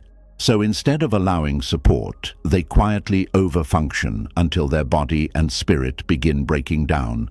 And sometimes the breakdown becomes unavoidable. The nervous system becomes overwhelmed. The mind becomes exhausted. The body becomes depleted. The soul becomes numb. Still, many people continue saying, "I'm okay," not because they are okay, because they no longer know how to let themselves be held gently. This is why allowing help becomes an act of compassion toward yourself, not selfishness, compassion. Compassion says, "I matter enough not to suffer alone unnecessarily." Compassion says, "My pain deserves care too." Compassion says, "I do not need to earn support through collapse." Many people wait until they are completely destroyed before accepting help. They push themselves past healthy limits repeatedly because they believe their suffering is not serious enough yet. They compare themselves to others constantly. Other people have it worse. I should be stronger. I should handle this better. But pain is not a competition, and healing does not require you to reach absolute breaking point before deserving tenderness. Buddhist wisdom teaches awareness partly because awareness notices when the mind is being unnecessarily cruel. A compassionate mind sees exhaustion and responds with gentleness. A wounded mind sees exhaustion and responds with shame. This difference changes everything. A compassionate mind says, "You need support." A wounded mind says, "You are failing." Many people have lived so long inside self-judgment that they no longer recognize compassion when it appears. They distrust kindness automatically. They suspect hidden expectations behind care. They fear becoming dependent. They fear owing something emotionally. This fear often comes from experiences where help was transactional.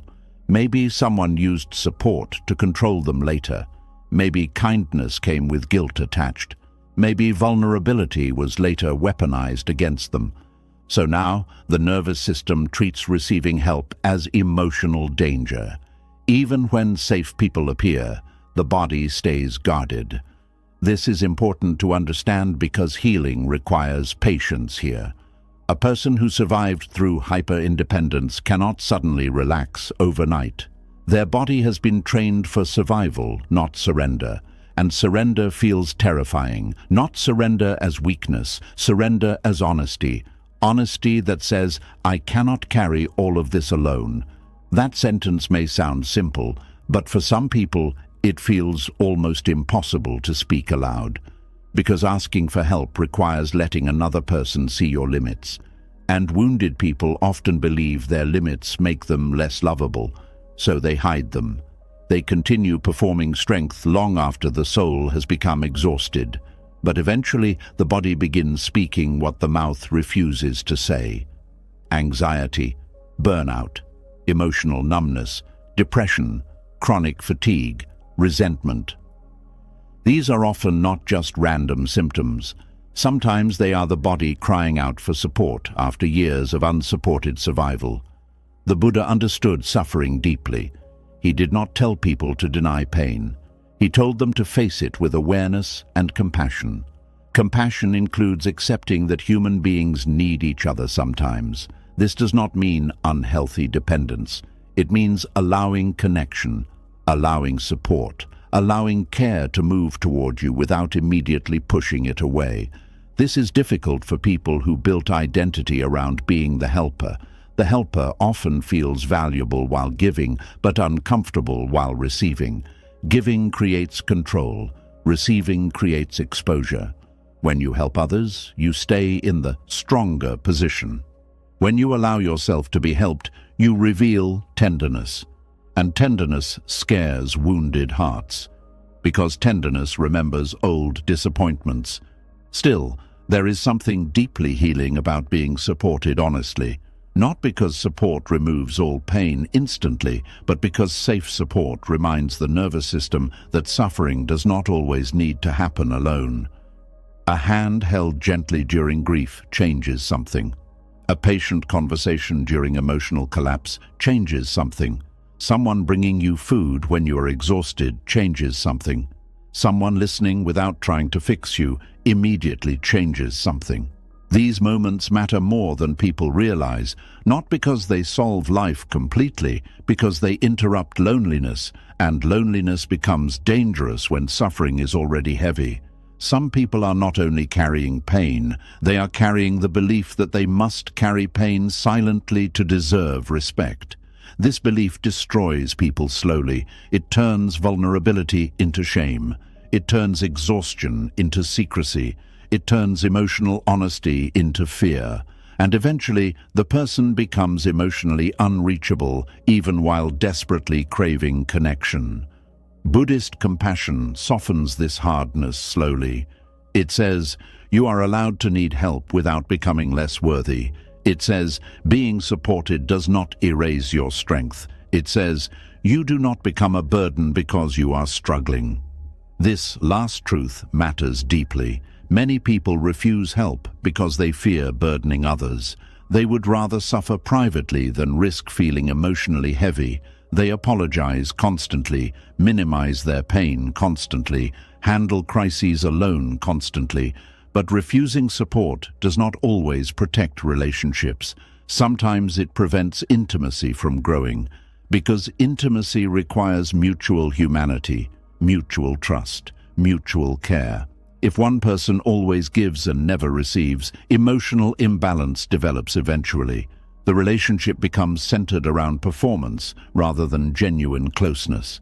Real closeness requires allowing others to witness your humanity too.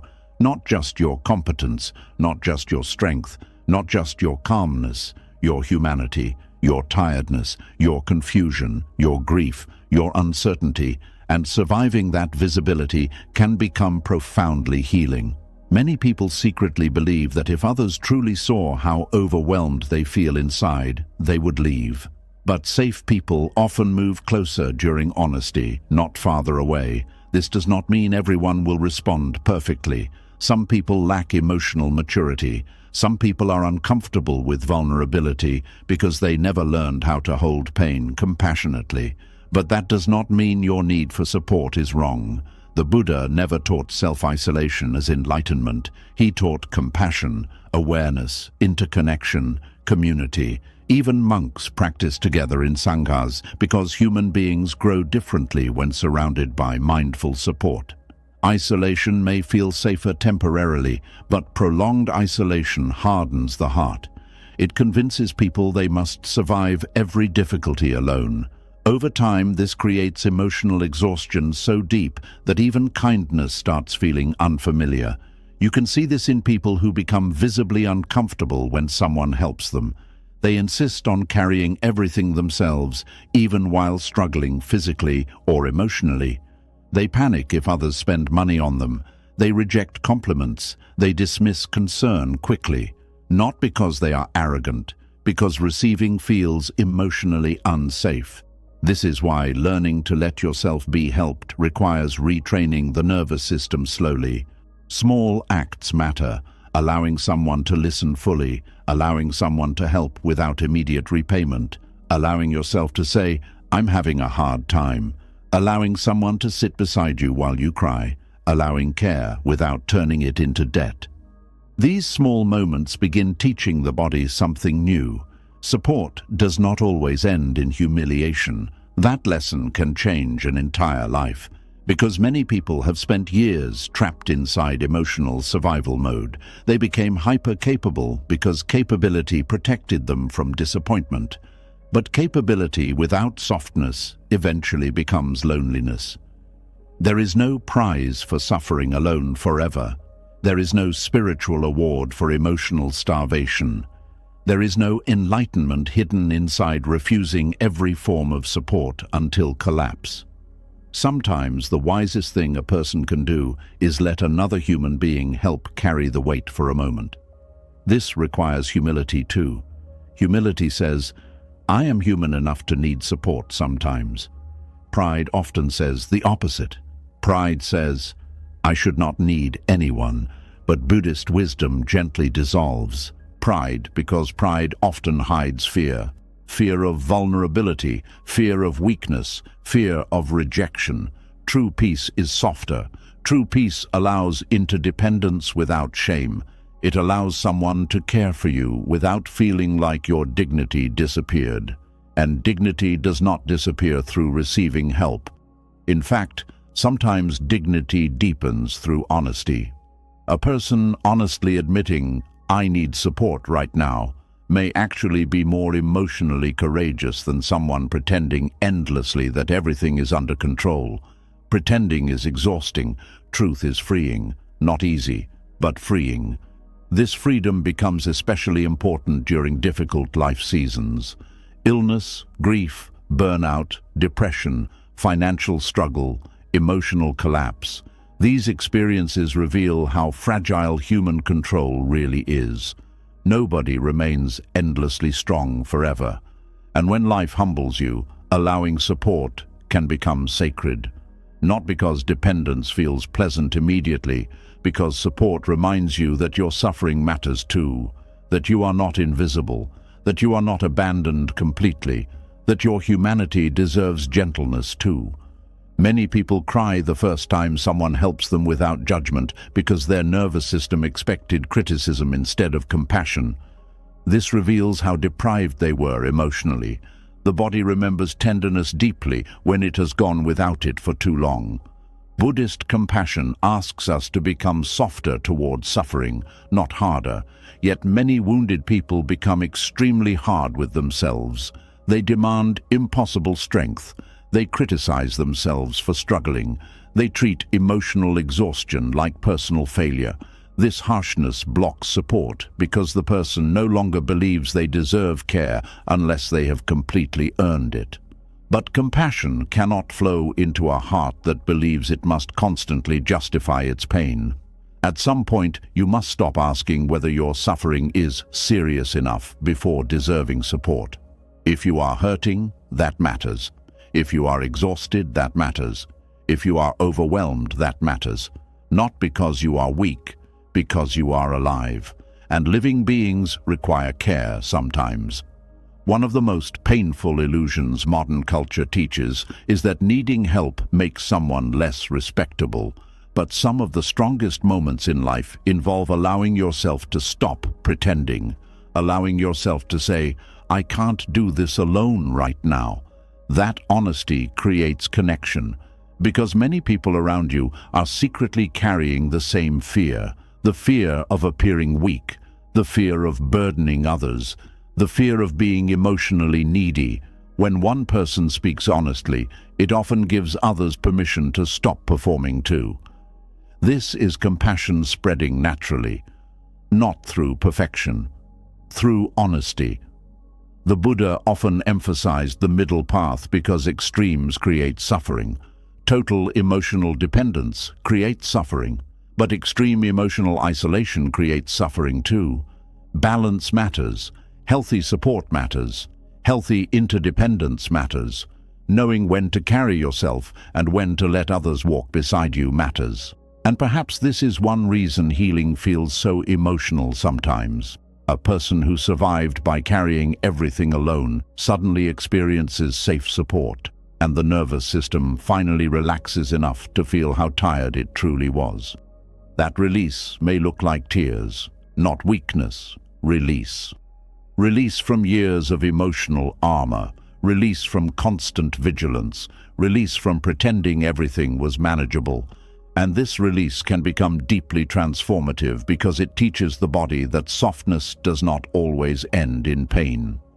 Some people have not experienced softness safely in years, not emotionally, not relationally, not spiritually.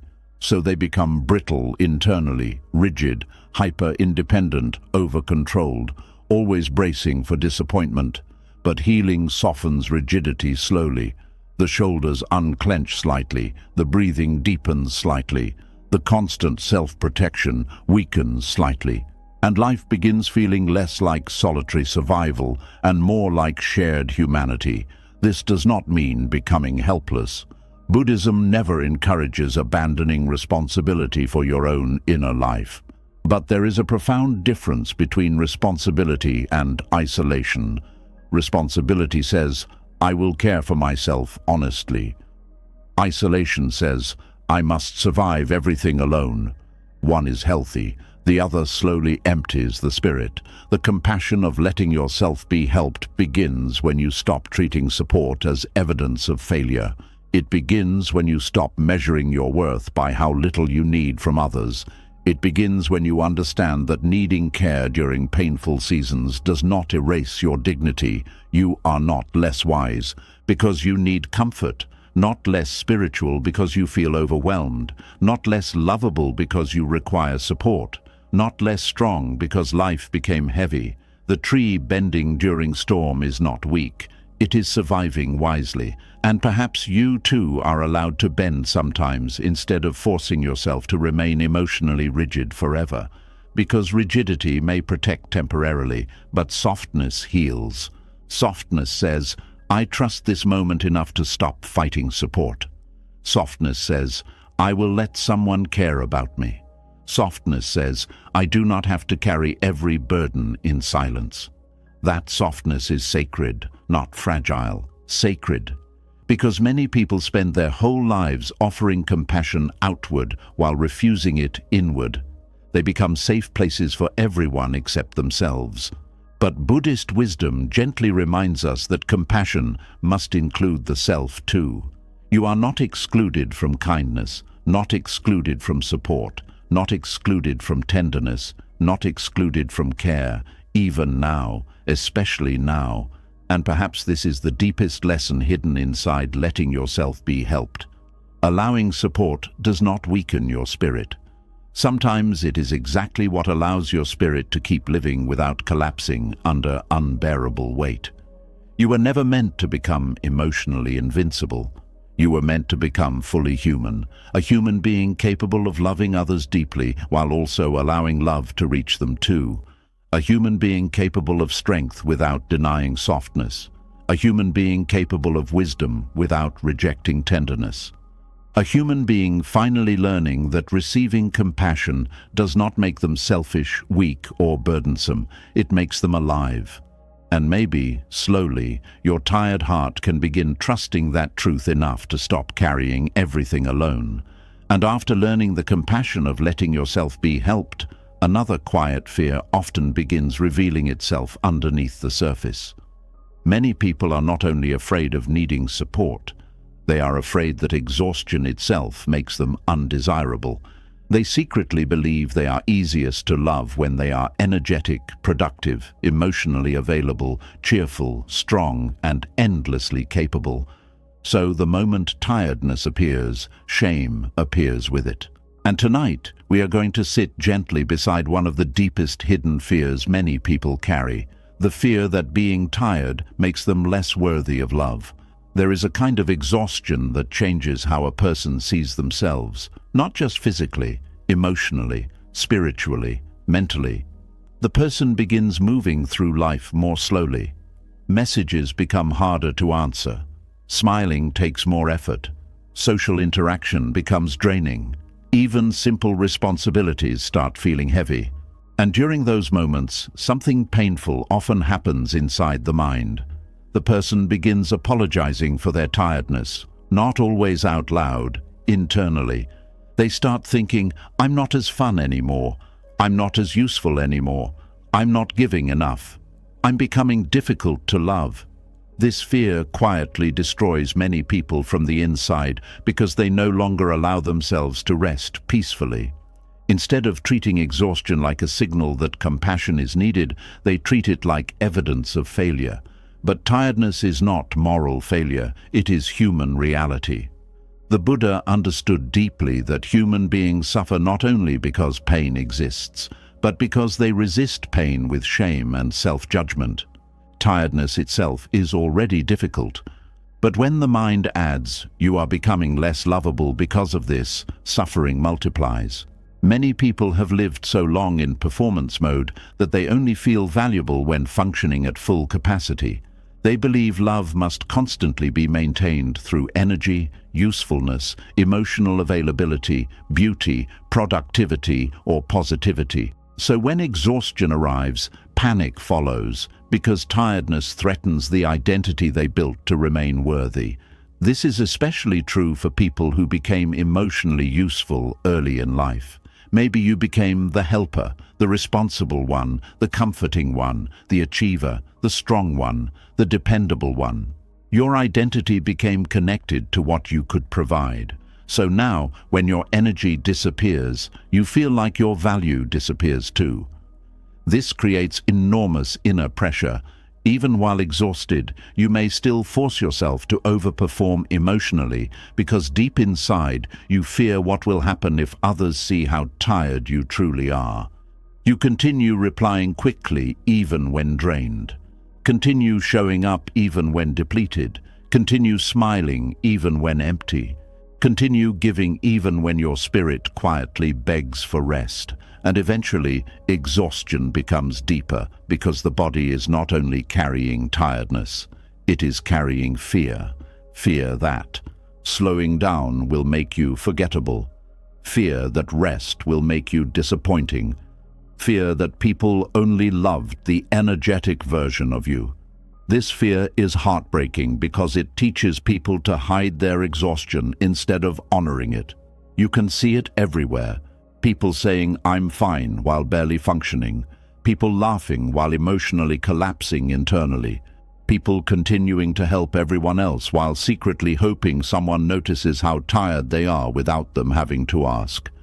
And perhaps the saddest part is this. Many exhausted people still feel guilty for resting. They rest physically while mentally attacking themselves the entire time. You should be doing more. You're becoming lazy. Other people handle more than this. Why can't you just push harder? This inner harshness prevents true restoration because the nervous system never fully relaxes. The body lies down, but the mind keeps whipping the soul relentlessly. Buddhist compassion offers a completely different approach. It asks, what if your tiredness deserves gentleness instead of punishment? That question changes everything. Because many people have never considered the possibility that exhaustion might deserve care rather than shame. They only know how to judge themselves for needing breaks, judge themselves for emotional fatigue, judge themselves for burnout, judge themselves for not being as available as before, judge themselves for becoming quieter, slower, softer, or more withdrawn during difficult seasons. But the human spirit was never designed to operate endlessly without rest. Even nature rests. The ocean has tides. The earth has seasons. The moon disappears partially before becoming full again. Trees stand bare during winter without apologizing for it. Only human beings believe they must remain constantly productive and emotionally radiant to deserve love. This belief becomes especially dangerous in relationships. Many tired people begin fearing they are becoming emotionally unattractive because they no longer have the energy to perform happiness constantly. They think, "I'm too drained lately. I'm not exciting anymore. I don't have much to give. I'm becoming emotionally heavy." And because of these fears, they often isolate themselves further, not because they want distance, because they are afraid their exhaustion will burden others. This is important to understand compassionately. Exhausted people are often not avoiding connection because they do not care. They are avoiding connection because they feel ashamed of needing softness while having little energy to offer in return. They begin believing love must always be reciprocal in equal amounts every moment. If I cannot give fully right now, maybe I should disappear. But healthy love does not function like a business contract. Real love understands seasons. Some seasons you carry more, some seasons you receive more, some seasons you are energetic, some seasons you barely survive, and your worth does not vanish during any of them. This is deeply aligned with Buddhist understanding of impermanence. Everything changes, energy changes, mood changes, capacity changes, identity changes. The problem begins when the mind mistakes temporary exhaustion for permanent unworthiness. A tired person is not broken. A tired person is tired. That distinction matters profoundly, because once exhaustion becomes identity, hopelessness begins growing. The person stops saying, "I need rest," and starts saying, "I am useless." Stop saying, "I'm overwhelmed," and start saying, "I have nothing left worth loving." This is how suffering deepens psychologically, not through exhaustion alone, through identification with exhaustion. The Buddha often taught people to observe experiences without becoming fused with them completely. You can notice tiredness without concluding you have lost your value. You can experience burnout without deciding you are unlovable. You can feel emotionally empty without assuming nobody could still care for you meaningfully. But wounded minds struggle with this separation, especially if love was conditional earlier in life. Some people were only praised when productive, only noticed when useful, only valued when cheerful, only accepted when emotionally easy. So now exhaustion feels dangerous because it interrupts performance. And without performance, they fear abandonment. This fear silently drives countless people into chronic overexertion. They continue pushing themselves past healthy limits because stopping feels emotionally unsafe. Rest becomes terrifying.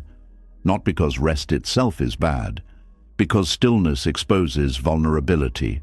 In stillness, the person feels how tired they actually are. In stillness, emotions rise. Loneliness rises. Grief rises. Fear rises. And perhaps most painfully, the realization rises that they spent years earning love through output rather than receiving love through simple existence. That realization can feel devastating at first, but it can also become liberating. Because once you see the pattern clearly, healing becomes possible. You begin understanding that your exhaustion does not erase your humanity. You begin understanding that tired people still deserve tenderness. You begin understanding that slowing down does not make you less meaningful. This is difficult for people conditioned to associate worth with usefulness. They may genuinely believe they become harder to love when low energy, but often this belief says more about old wounds than current reality. Safe people do not stop caring because you become tired. Compassionate people do not withdraw love because you need rest. Mature love does not require endless emotional entertainment to survive. But wounded hearts expect abandonment automatically because they learned early that approval depended on performance. This creates a painful cycle. The person becomes exhausted, then ashamed of exhaustion, then afraid others will notice, then overperforms despite depletion, then becomes even more exhausted. Eventually, the nervous system begins collapsing under the pressure. Anxiety increases, numbness increases, resentment increases, disconnection increases. But instead of listening to the body compassionately, the person often pushes harder, because they fear becoming not enough.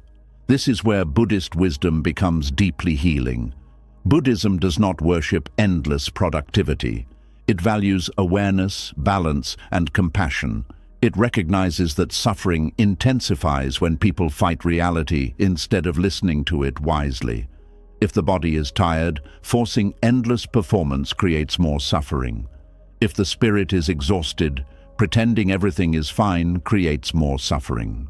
If the heart is overwhelmed, suppressing vulnerability creates more suffering. Compassion begins with honesty. Honesty says, "I am tired, not weak, not worthless, tired." That simple distinction can soften enormous amounts of shame, because tiredness is not a character flaw.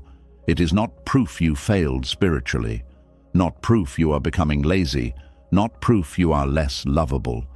Sometimes it is simply evidence that you have carried too much for too long without enough gentleness. Many people have normalized chronic exhaustion because they live inside cultures that glorify overworking, overgiving, overproducing, and emotionally overfunctioning. The exhausted person is praised for pushing through, but rarely does anyone ask, at what cost? At what cost are you constantly overriding your body? At what cost are you denying your need for restoration? At what cost are you pretending strength while collapsing internally? Eventually, the soul reaches a point where it can no longer survive through force alone. And this moment often feels frightening because the person can no longer maintain the old performance identity. They cannot keep smiling endlessly, cannot keep carrying everyone emotionally, cannot keep functioning at unsustainable levels. So they begin fearing love itself may disappear. But real love often becomes clearer during tired seasons, because exhaustion reveals which connections are built on performance and which are built on genuine care. Some people only enjoy the version of you that entertains, helps, gives, performs, or produces constantly. Others stay gentle when your energy disappears. That difference matters very deeply, because love rooted only in usefulness will always feel fragile. But love rooted in compassion allows humanity, allows difficult seasons, allows quietness, allows emotional fatigue, allows rest. This is one reason tired people need self-compassion desperately. Without self-compassion, exhaustion becomes soaked in shame, and shame blocks healing. A person ashamed of their tiredness cannot truly rest because internally they believe rest must be earned. But rest is not a reward for collapse. Rest is part of being alive. The Buddha understood the middle path partly because extremes destroy balance. Endless striving without restoration creates suffering. Endless self-neglect creates suffering. The body and spirit require rhythm, activity and stillness, giving and receiving, movement and rest. This rhythm is natural, but wounded people often fight natural rhythms because they fear what rest says about them. They fear appearing lazy, fear appearing emotionally difficult, fear losing admiration, fear losing identity, especially if they were once highly productive, social, energetic, or emotionally giving. Exhaustion then feels like personal failure instead of natural depletion. But you are not a machine. You are not designed for endless output. You are not spiritually superior because you ignore your limits. In fact, wisdom often begins where denial ends. Wisdom says, "I cannot continue living as though my body and soul are disposable." This realization changes how you relate to tiredness. Instead of attacking yourself immediately, you begin listening. What has exhausted me so deeply?